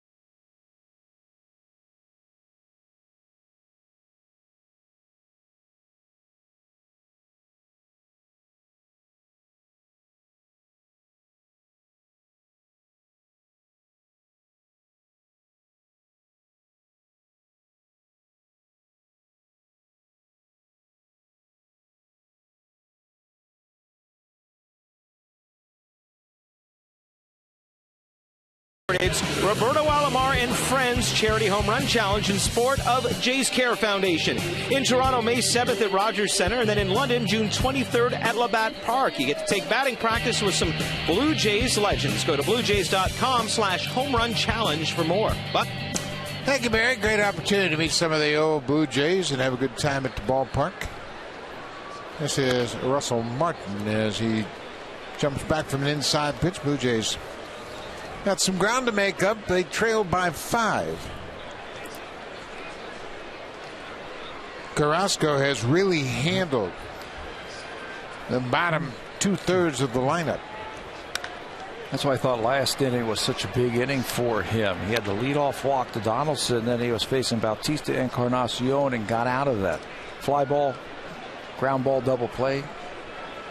Looks like he might be settling in just a little bit.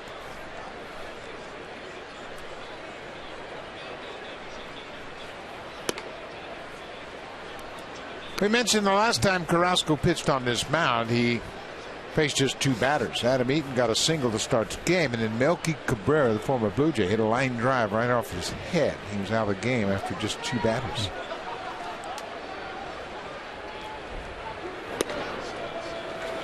Got to be a little bit of a relief for him to get back on this mound and have a good start.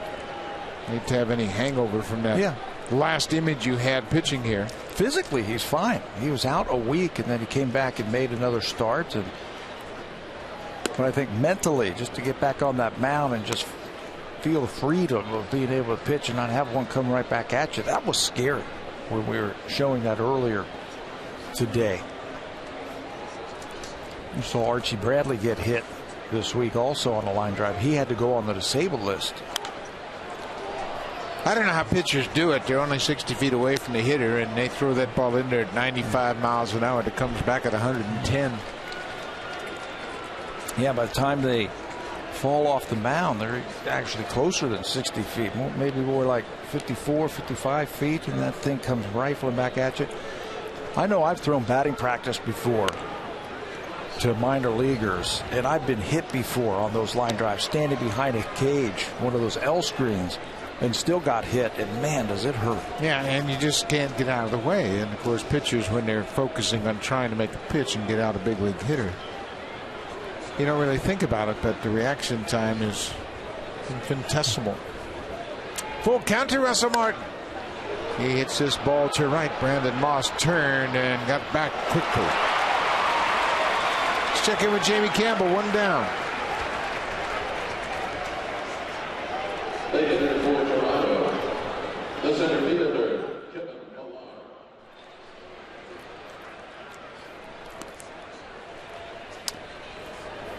Matt Harvey off to a great start in his return. This is the first start for Max Scherzer since he bruised his thumb swinging the bat. Scherzer's only given up 4 hits, but the 1 run cost him the lead. It's 1-0 Mets as the Mets took their first loss at home last night at the hands of the Nationals.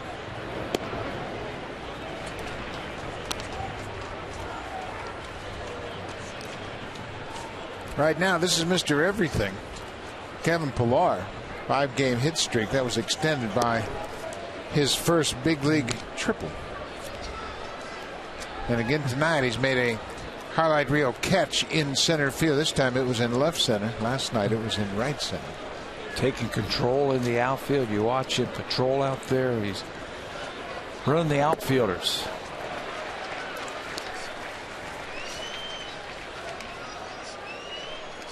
Funny when you start giving guys opportunities to play and you give them that chance.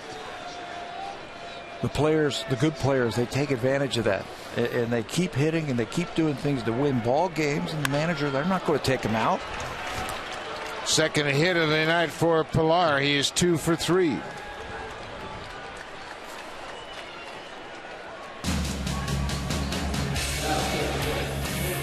Championship-winning Honda CRF 450R for those who dare to ride red.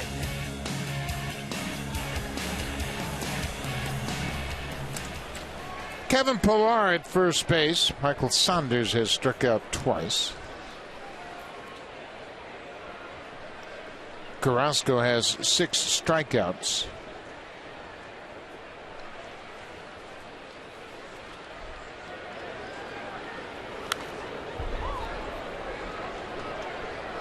Carrasco's got a good arm.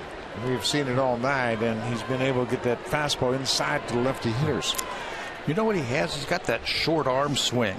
You don't have that long swing of the arm where the batter has a lot of time to pick up the baseball. It's short, almost like an infielder throwing across the diamond. And there goes Pillar. He takes off for second. He makes it easily. Pillar is 4 for 4 in steal attempts. He got that one on Carrasco. He was halfway to second base before he let go of the ball. But as a hitter, you don't have a lot of time to pick up the baseball. Carrasco's high leg kick. Straight steal as Pillar goes in aggressively, feet first.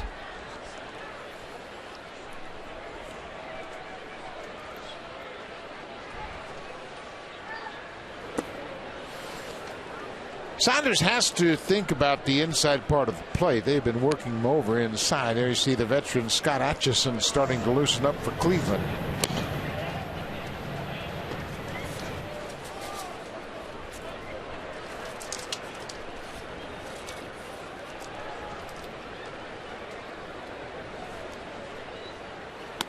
There's a pitch outside, but now on a 3-1 count.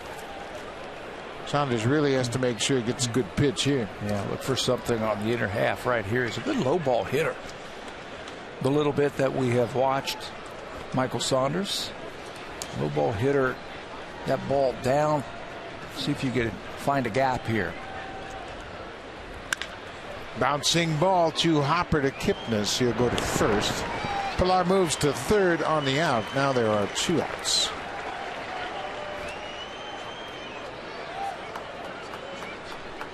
Now, head back for Toronto, left fielder, Donaldson.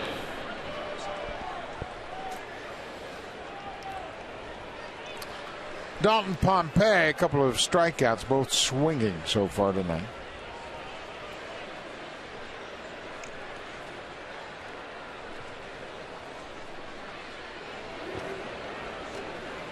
Think this might be a good time to drop a bunt down? Yep.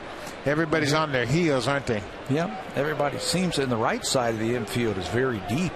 If he could bring it with him and just get it by Carrasco, I think he could get himself an infield hit and an RBI.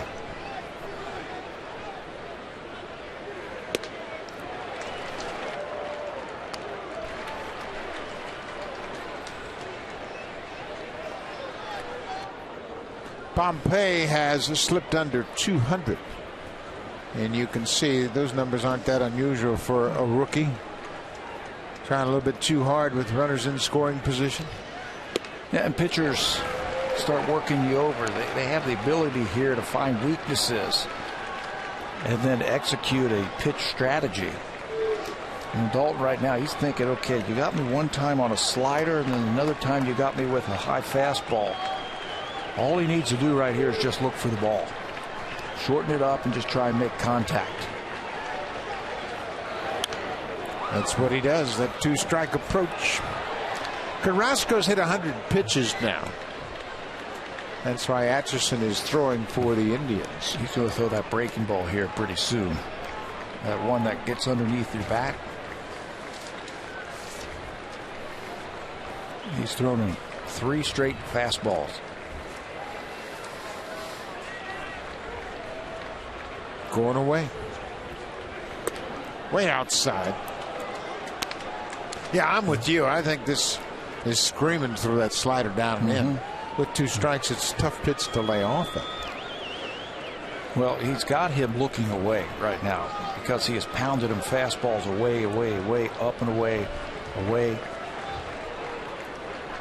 See what he does. Right back to the mound.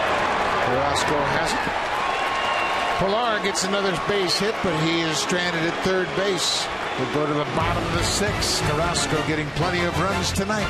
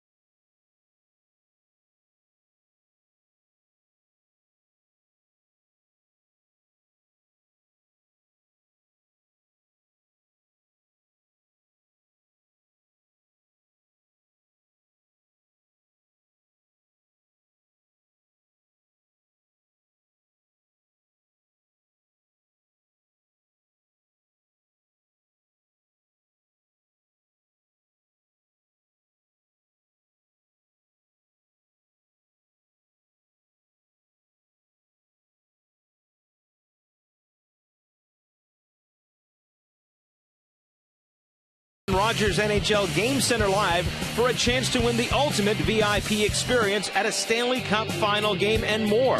Visit sportsnet.ca/Stanley Cup moments for details. Bye. Thank you, Barry. Certainly a lot of opportunities to watch all those Stanley Cup playoff games. A lot of fans here. I'm sure we'll catch some action a little bit later on. This is Michael Velas, who takes a first pitch strike from Andrew Albers. Albers came into the game with 2 on and 1 out in the 5th and gave up a 3-run home run to Brett Hayes.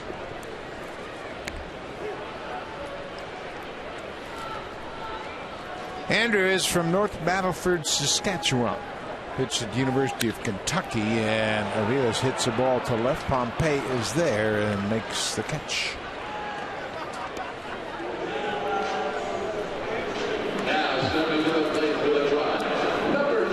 Michael Brantley will come to the plate. He is 2 for 3, but is at bat in the 4th. Difference in this game. Yeah, and it looked like the Blue Jays were going to get out of it. They had 2 fabulous defensive plays right before this. So the great catch by Pilar in left center.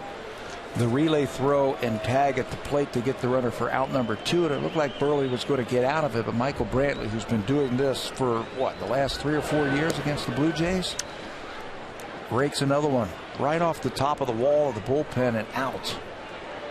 His first home run of the season. Cleveland has hit 3 home runs, barely gave up 2. Albers the 3-run shot to the catcher, and Brantley fouls it off and home. Lefties, righties, submariners, relievers, hard throws. It doesn't matter. This guy can hit. Came into this game with a 380 career average against the Blue Jays, and he is 2 for 3 tonight. You know, you watched him when he was a young player, and they were just trying to figure out where he was going to eventually end up in their lineup. You knew eventually he'd be a number 3 hitter. He has all the talent to do that. He hits with power. He steals bases if you need that too. He keeps innings alive. He starts innings with base hits. Just a good hitter. 27 years old. Stays on that ball and drives it to left. Pompey backpedals. Makes the catch. 2 outs. We want to congratulate Mattingly Romanen of Burlington, Ontario.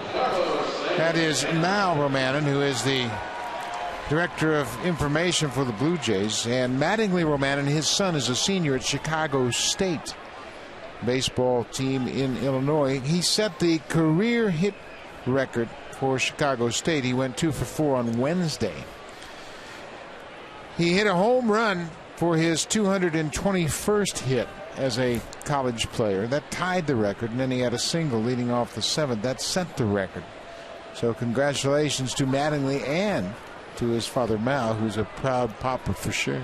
If you are wondering where the name came from, you're right. That's Don Mattingly. He is named after him, and I remember introducing him to Don Mattingly at Yankee Stadium a few years ago. And congratulations, Mattingly Romanen. Santana grounds out to end the bottom of the 6th. We'll go to the 7th. Cleveland has a 9-4 lead here at Progressive Field.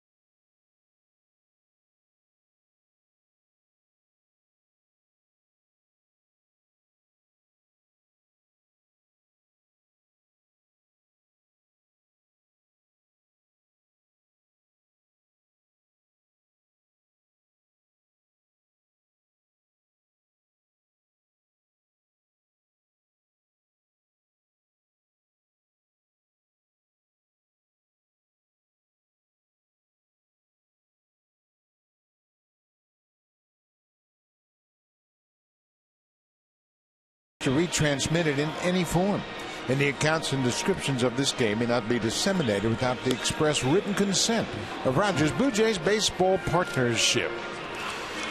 We're in Cleveland, Progressive Field, and a new pitcher on for the Indians will be Scott Atchison. Lots of Blue Jay fans, and right now they're not having a great time here at the ballpark. There's the right-hander Atchison taking over for Carlos Carrasco. 6th year in the big leagues for Scott Atchison, the veteran. There's what he has done in the 9 games, 0-1 with a .563 earned run average. He throws lots of strikes. Sinker slider type of pitcher, likes to work quickly, keeps the ball down. And you can see he's been murder on left-handed hitters this year. They're hitting just 100 against him. Why is that? What does he do so effectively to turns that fastball over? Keeps it away from him.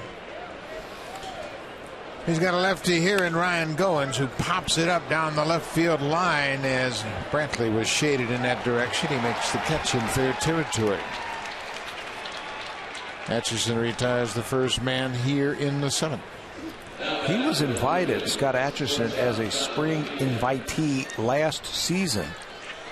A veteran, like we said, he's pitched for plenty of organizations. He's pitched in the Mets organization, Boston, San Francisco. He's been all over. He was a spring invitee last year. Made the team in spring training, spent the whole year here, and got into 70 ball games for the Cleveland Indians. He's a strike thrower, and he has the ability to throw that strike slider, good sinking fastball. And there's another slider, and quickly Jonathan Diaz is behind. Puts it in a good spot also. Last year he was tied for 11th in the American League in relief innings, 72 innings in those 70 appearances.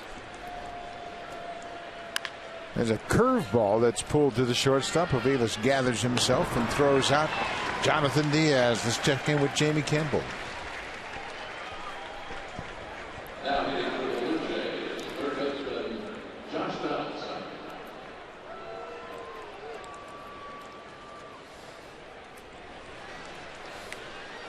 And this just in, Houston has a 4-game lead in the AL West. That's right, the Houston Astros are 15-7.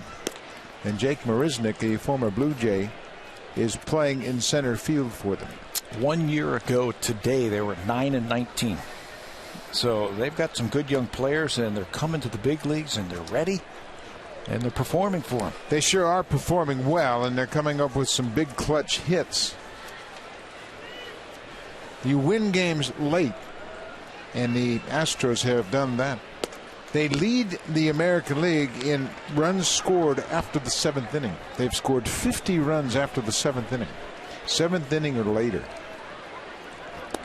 Now, did I see this correctly? 10 straight multi-hit games for Altuve? Yeah. 10 straight? He's on fire. Wow. He's hitting .364, and we know what a good player he is. Josh Donaldson. To get to first, he's on base all 4 times tonight. He homered, singled, and now walked twice.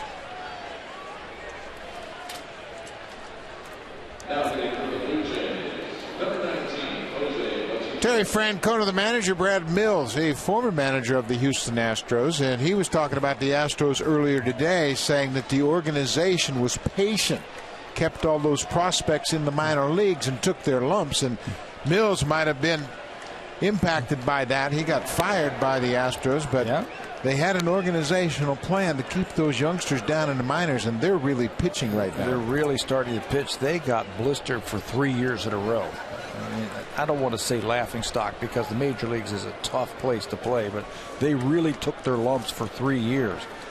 Got those high draft picks, put them in the minor leagues. Now they're developing them, and they're starting to come up to the big leagues, and you're starting to see the fruits of their labor.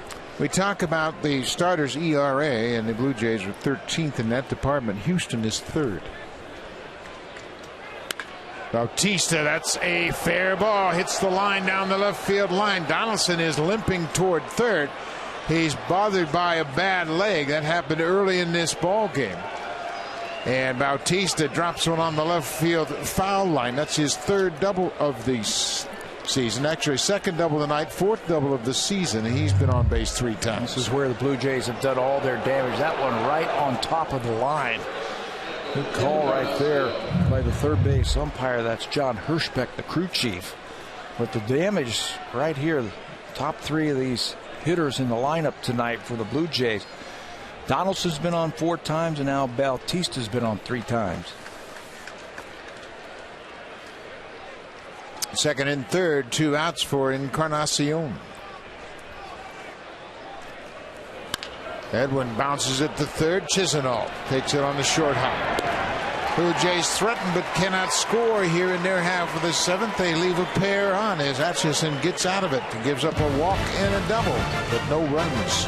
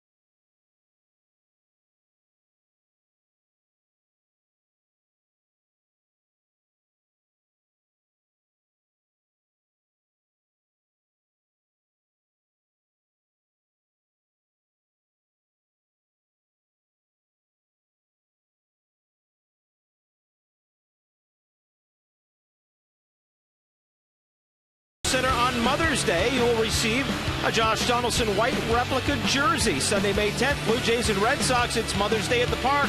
And for the first 20,000 fans, it is one of these beautiful white Donaldson jerseys. Go to BlueJays.com for more details. Buck? Barry, you better be very careful when you put on that jersey because right now it's scalding hot.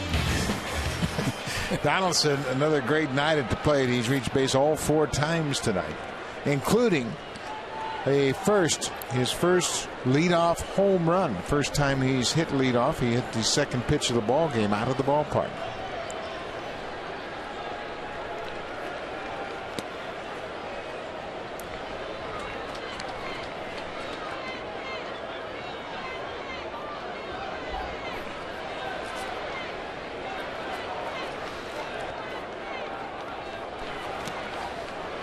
This is Brandon Moss, the right fielder, had a 2-run double in the 3rd. Both teams traded leadoff home runs in the 1st. Donaldson for the Blue Jays, Kipnis for the Indians. Then they each had 3 runs in the 3rd. The Indians took the lead with a 2-run home run off of Mark Burley. Michael Brantley hit a 2-run homer in the 4th. And what did we say at that time? Which pitcher settles in is the one who's going to end up winning this ball game. And Carrasco settled in. And he stands to win this one.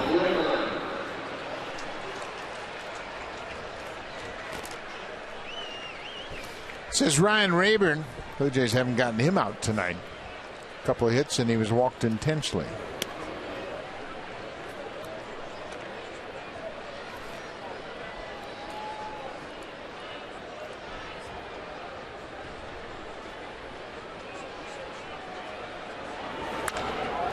Fly ball to right. Saunders backing up a few steps, makes the catch.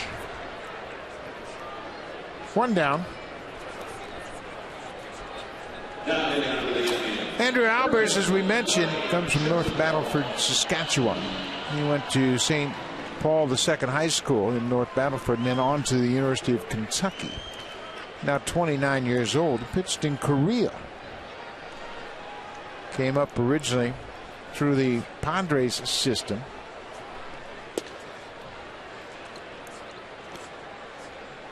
Pitched in 2013 with the Minnesota Twins. Made 10 starts. Pitched against the Blue Jays September 8th that season in Minnesota. Little cue shot out in front of home as Russell Martin comes out and throws out Chisholm. 2 down. Drive of the Game is presented by the 2015 Honda CR-V, Motor Trend's 2015 Sport Utility of the Year. Brett Hayes came into this season with 10 Major League home runs to his credit. Well, this is his 2nd of this season, number 12 of his career. This is what really broke open the game. It's the first batter that Andrew Albers faced. It looked like a high changeup, 3-run home run. Really opened up the floodgates for the Indians tonight.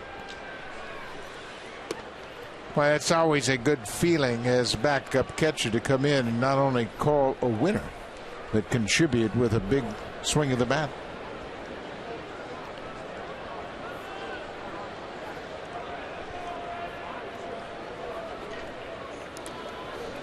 Russell Martin knocks it down, and Brandon Moss was halfway to 3rd when he recognized that the ball was right at the feet of the catcher.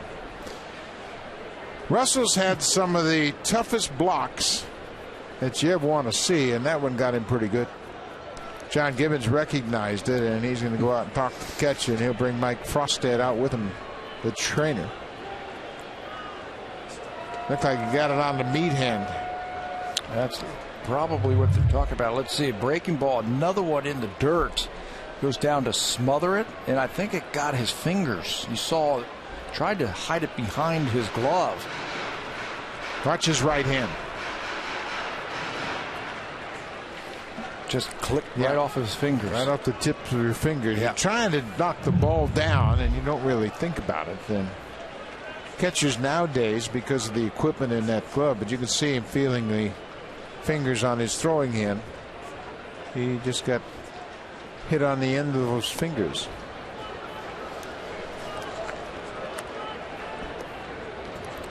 Well, you can see he's still working it, trying to move it around just a little bit. That's why you see those old catchers, their hands are all beat up, taking those foul tips like that.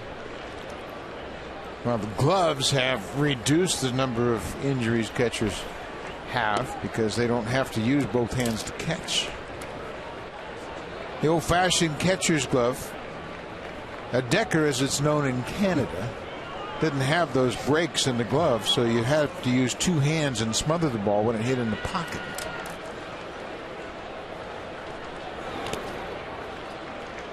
I tell you one thing, Russell never ever takes a ball in the dirt off. He's always trying to square it up and make sure that the ball doesn't get by him.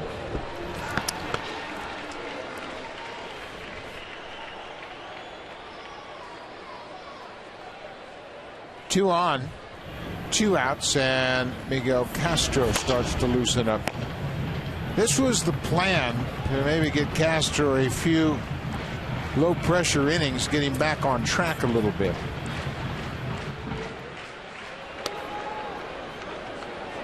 Maybe an inning or two in this game would be just what the doctor ordered for Castro. What they call it, low leverage. So you're either up by a lot or down by a lot.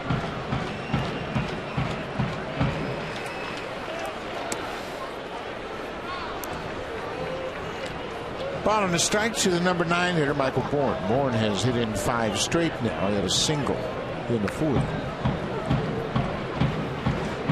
Took a hard slide at home plate to get thrown out in that 4th inning. Also tried to come around to score.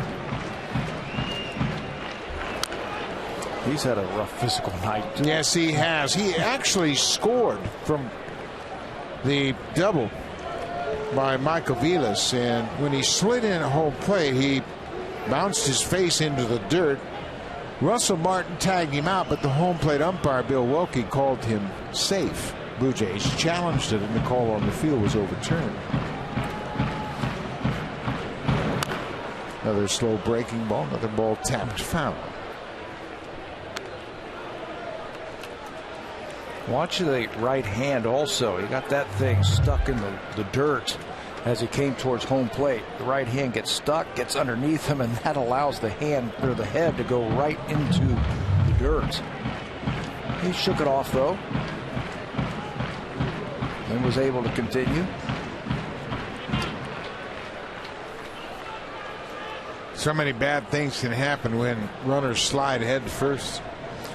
Break a finger, break a wrist, break a collarbone. But anymore, because you have that lane, you have to slide out and then reach back with your hand. You see a lot of guys sliding head first into home.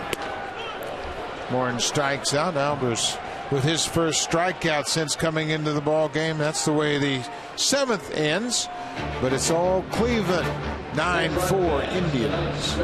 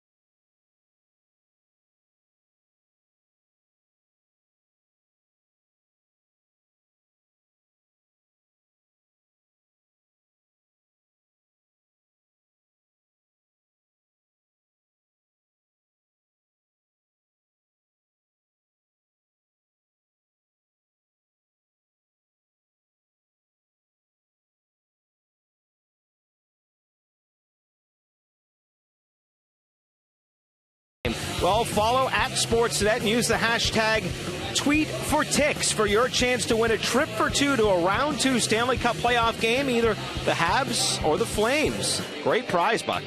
Absolutely great prize. Great opportunity to see one of the all-time sports classics. So make sure you check it out.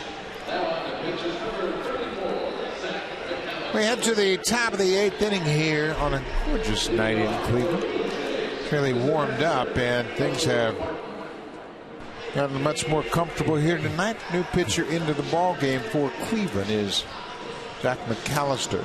Zach McAllister got into 15 games last year as a starter for the Indians. He also had 7 relief appearances. He's now in the bullpen. You can see 7 games this season, just 15 2/3 innings.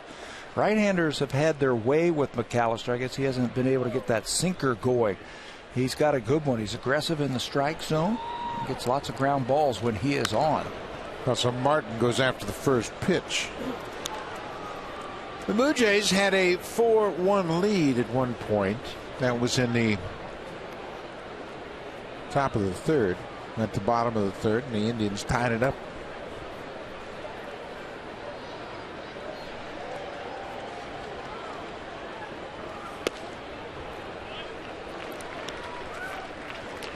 No matter what kind of ball club you have, if you don't get good starting pitching, you're not going to win. And the Blue Jays have seen that through the first month of the season and into the first day of May. You know what it does is it sends a ripple effect throughout your whole pitching staff. As Martin goes down, when your starters don't go deep into ball games, then your bullpen get exposed, and then those innings start getting a little bit higher, and guys have trouble with that. And, and it doesn't get any easier for the Blue Jays. The reigning Cy Young Award winner Corey Kluber will start tomorrow, and he's looking for his first win of the season.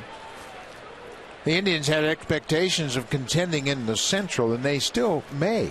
They have a pitching staff that would suggest they can get back into it. That's what they have right there. Once they get that hitting squared away, and they come through tonight, and they get Yan Gomes back right there, they've got the makings and the pitching staff to carry. They saw Yan Gomes today. We talked to him about his right knee. He sprained a knee in a play at the plate. Former teammate Rajay Davis slid into him, and Gomes told us it didn't really look that significant, but Davis's spike caught the back heel of his right leg and twisted his knee. Sprained the ligament, and he was out doing the exercises today. He was throwing and running, and he feels it's a couple more weeks and he'll be back. Kevin Pillar drives it to right. Brandon Moss makes a running catch on the edge of the warning track. Kevin Pillar 2 for 4 tonight. Yan Gomes, of course, a former Blue Jay, and this is the play in which he sprained that knee. Looks very harmless on this check swing. He plants himself at the plate, and Rajay slides right in. It looked like the spike caught that back leg and twisted his knee in such a way that he sprained the MCL. That's the ligament in your knee, one of the 4 ligaments in your knee, but he feels like he's coming back. He thinks 2 or 3 weeks he's going to be back.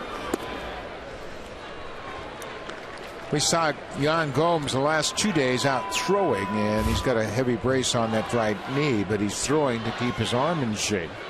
Of course, the catching is going to tax that knee once he gets back to playing, so he'll have to be careful and make sure that he's sufficiently healed before he starts a rehab. It's interesting that there's a guy at the plate right now who had a knee injury, and it's that back leg for Yan Gomes, not that right leg for him as a right-handed hitter. Michael Saunders' left leg had the knee problems that he hurt in spring training. He has not been able to lift the ball yet since he has come back. Your legs are so important when you're trying to hit, and if you don't have that strong foundation, it's tough to get the ball in the air. This ball is shot to left into the seats. Yeah, you really take your legs for granted until you have an injury, and then you try to push off a weakened leg, ankle, anything like that. Knees and ankles will create all kinds of problems.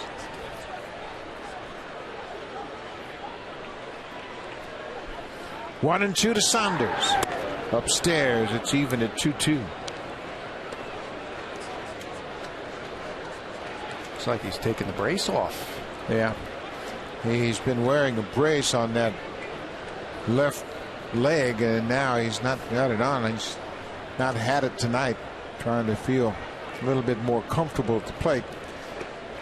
No matter how good those braces are, it's still uncomfortable. Yeah, feel like you're being weighed down at home plate. Remember when the late Mike Flanagan pitched for the Orioles? He had a very serious knee injury, and he wore a heavy knee brace when he pitched. And I don't know how in the world he did it, but I can remember, and it was much bigger than the one we saw with Michael Saunders.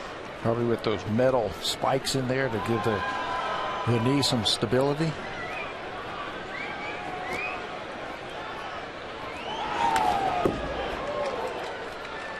I'll tell you, when you've got that problems with your legs, and I've had knee problems when I was a player, you would go to swing and you create so much torque on your legs, and you take it for granted that you can spin and turn, and your spikes, they grab.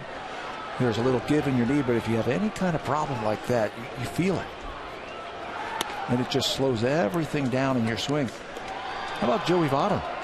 Joey Votto's off to a great start this year. We saw him in Montreal. He says, I'm finally healthy. My legs feel good. Yep, and he's off to a great start. You can't do anything without that good foundation. McAllister with a 3-2 pitch to Michael Saunders. He strikes him out. McAllister, a good inning. A couple of strikeouts in his inning of work in the 8th. We'll go to the bottom of the 8th. Miguel Castro is going to come on and pitch the 8th. Indians lead it 9-4. Now it's time for a Blue Jays Central update. Here's Jamie Campbell and Greg Zorn.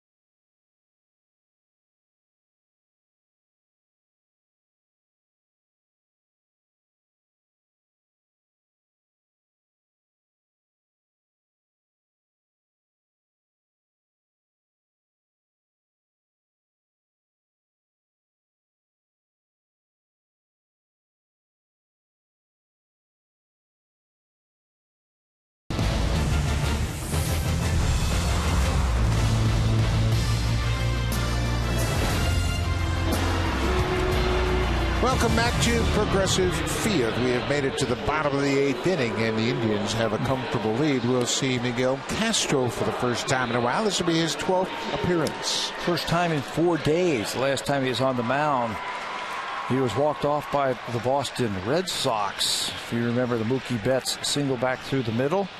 He gave up 3 hits and a wild pitch in that game. And right after the game, John Gibbons said that they're going to change him out of the closer's role, put him in a low leverage spot right here.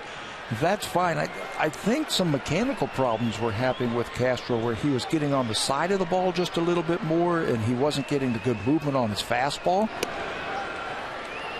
Again, big league hitters can turn around a fastball, especially if it's straight, and Miguel was just running into some problems throwing that fastball, was straightening out on him. Changeup is bounced on the plate. It's a ball and a strike. This is Jason Kipnis, the leadoff man.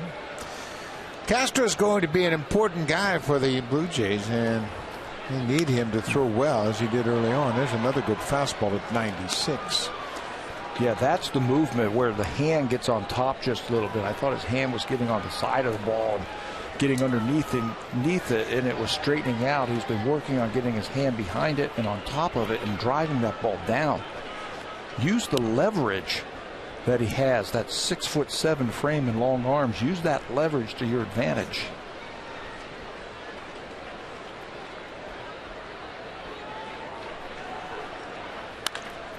Ground ball, base hit up the middle. A leadoff single for Kipnis.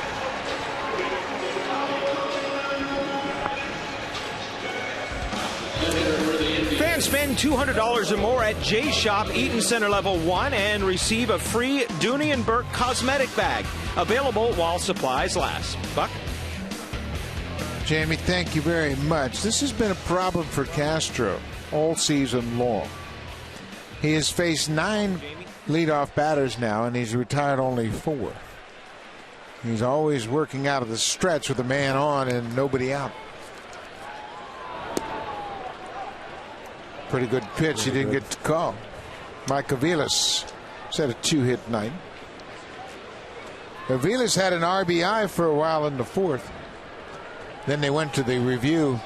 Gibbons challenged the call at the plate, and they took the RBI away from Aviles. He drove in Michael Bourne. That was a good piece of hitting, if you remember that. It was a pitch away from him. He waited long enough and hit it down into that right field corner. He's had a multi-hit night for the Indians.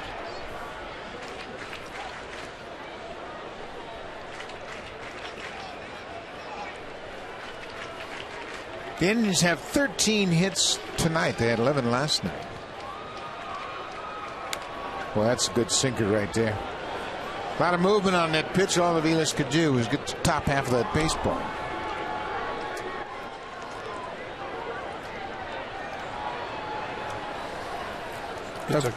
It's a constant work, isn't it, when you're a young player?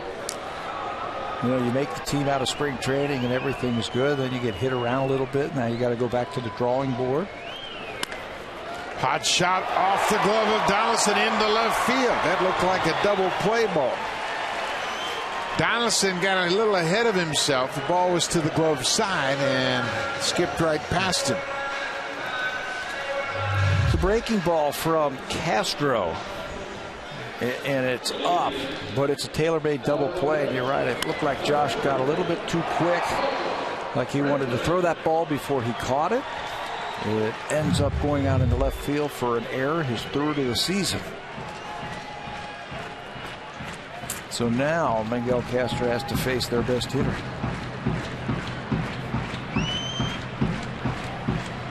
Michael Brantley taps the first ball to the first baseman. All they're going to do is get one as Brantley's retired on 1 pitch. Runners move up.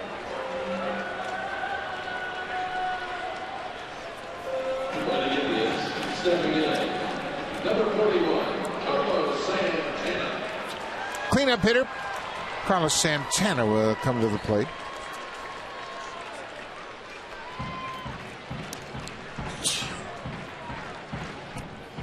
They've got a base open, and looks like they're going to play the infield in. Looked like a moment they were going to walk Santana. That's not the case. The infield now on the edge of the grass. 2nd and 3rd, 1 out.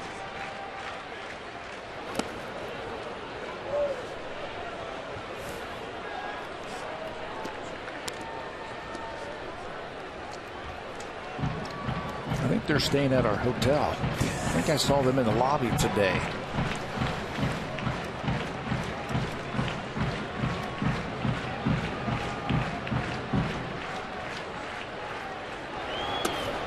Changeup, it's 2-0.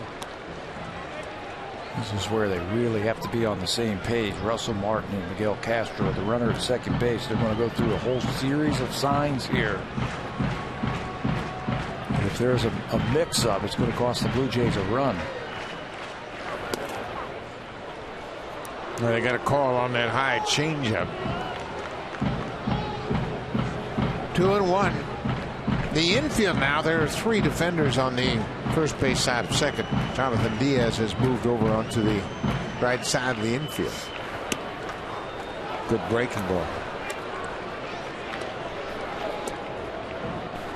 Castro has been hit around a little bit lately, but he doesn't show any signs of being intimidated. He's continuing to throw strikes.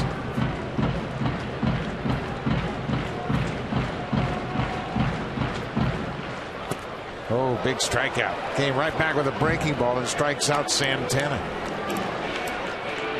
Well, he's going to have another breaking ball, I think, to be successful. He's got a good fastball. He's got a good changeup that he's mixing in, but the breaking ball is the last piece of the puzzle. It's starting to come around, and he gets a pretty good hitter in Carlos Santana to wave at that one. Russell Martin might want to throw another breaking ball right here to Moss. And he does. Moss is a very good fastball hitter. This is a stacked left-handed lineup. You got to make some good pitches.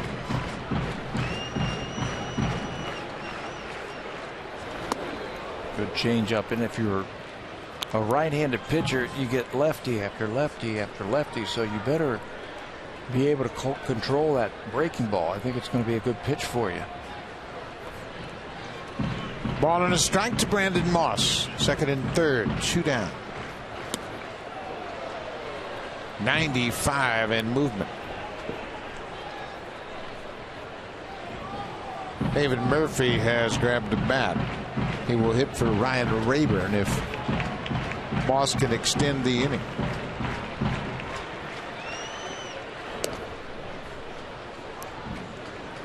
"19 pitches for Castro, but he was put in a jam by the air at third. Could have been a double play ball.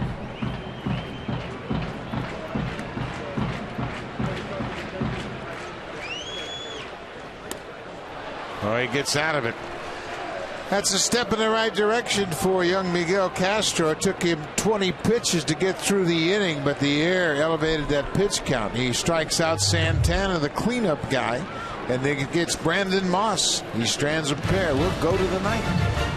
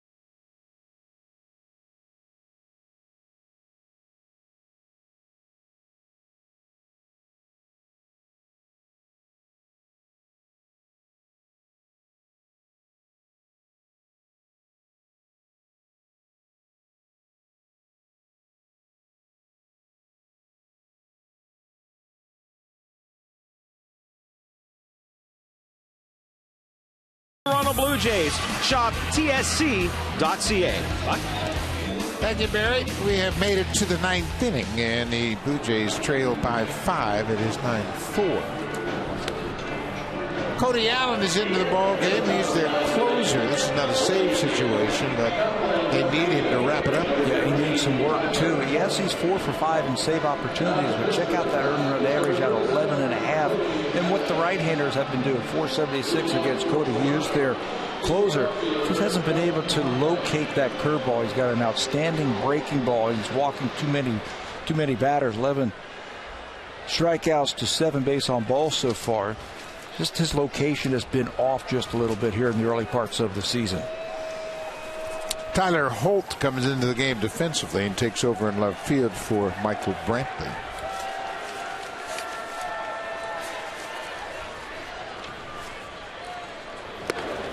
First pitch strike to Dalton Pompey.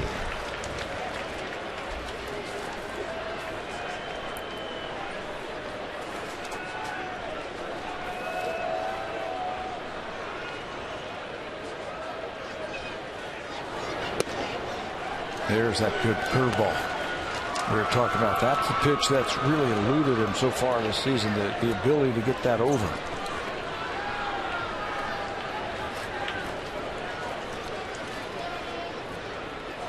This could be another breaking ball.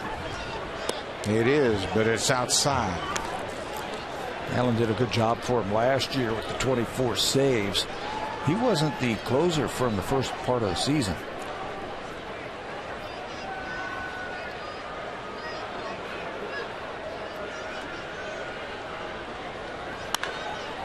This is popped up into the outfield.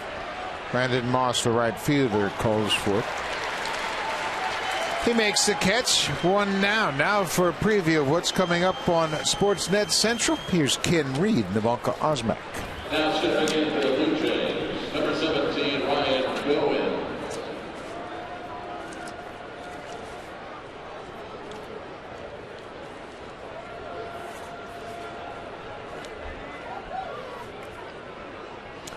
Thank you very much. The big fight. There's been a lot of talk about some of the all-time classic fights, and tomorrow is supposed to be one of them.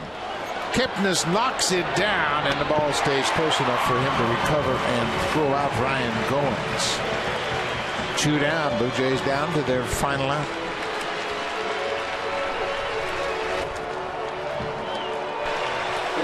Jonathan Diaz is the scheduled batter. Justin Smoke will come off the bench, and he'll come on as a pinch hitter, trying to keep the Blue Jays' hopes alive. Yeah, it has been a while for Justin Smoke. He's the guy who's lost the playing time with the injury to Jose Bautista. Bautista DHs. Edwin Encarnacion got to keep his bat in the lineup.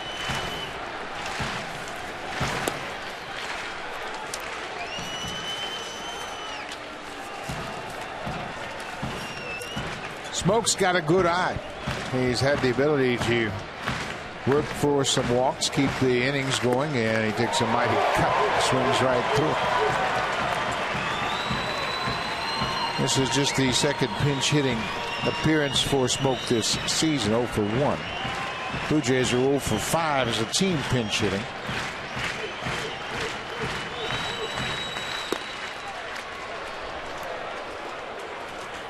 Cody Allen looks okay to me. Yeah, he's got good zip. This is a good bullpen. They just got off to a slow start. Bullpen has been as effective as any of the last 2 years in the American League. Smoke drives it to left. Tyler Holt back at the wall. It's over his head, off the wall. Justin Smoke will jog into second with a pinch hit double. For Smoke, that's his second double of the season, and that keeps the inning alive. He hasn't gotten many at-bats on this road trip, but he's made the most of it. Remember, he had homered down in Tampa. He also had a double down there. Now he goes down and gets this one. He's got some power the other way. Holt just into the game and ducks as that ball ricochets off the wall. It almost hits him. He got too close to the wall, knew it was going to be off the wall. Smoke hit that home run last Friday down in Tampa Bay. Back to the top of the order. Josh Donaldson hitting in the leadoff spot for the first time in his career. Has been on base all 4 times. They keep moving him up the lineup, and he keeps producing. Now 6 home runs and 17 RBIs.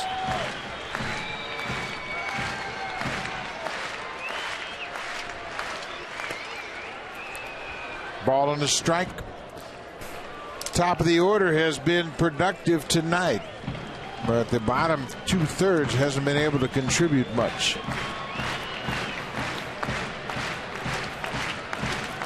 Kevin Pillar, the number 5 hitter, has gone 2 for 4 with a 2-run triple. But all the offense has been in the top 3 spots of the order.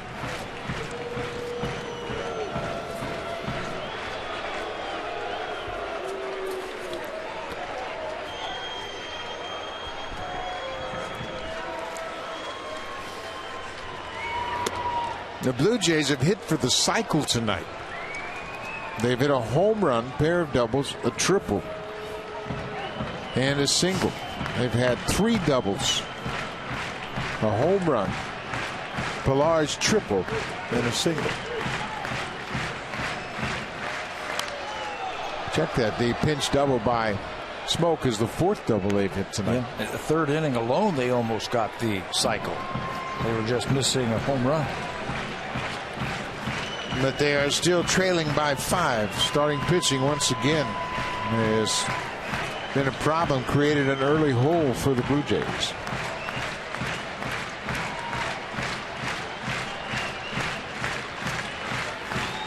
Two and 2. Ball game. Cody Allen strikes out Josh Donaldson to end the game. And Cleveland has evened the series in a game apiece. Yeah, they get Corey Kluber tomorrow afternoon. The Blue Jays just were in a hole too quickly in this ball game. The offense came out swinging against Carrasco, but then he found it. He found his release point. Then the Indians added on. And then the bullpen took over. Cody Allen finishing it off for the Tribe. Well, the Indians, the bats have come alive since the Blue Jays have hit town. 11 hits in last night's game. Another big night offensively. Remember, coming up next, it's Sportsnet Central here on Sportsnet 1. On now, CBC, Lightning and Canadiens, round 2, game 1. And how about a little more hockey on now as well? The Wild and Blackhawks, game 1 of round 2. Thanks for watching. We'll see you tomorrow afternoon. It all starts at 3:30. That's the pregame show. Stand by. Here's Ken Reed and Ivanka Osmak.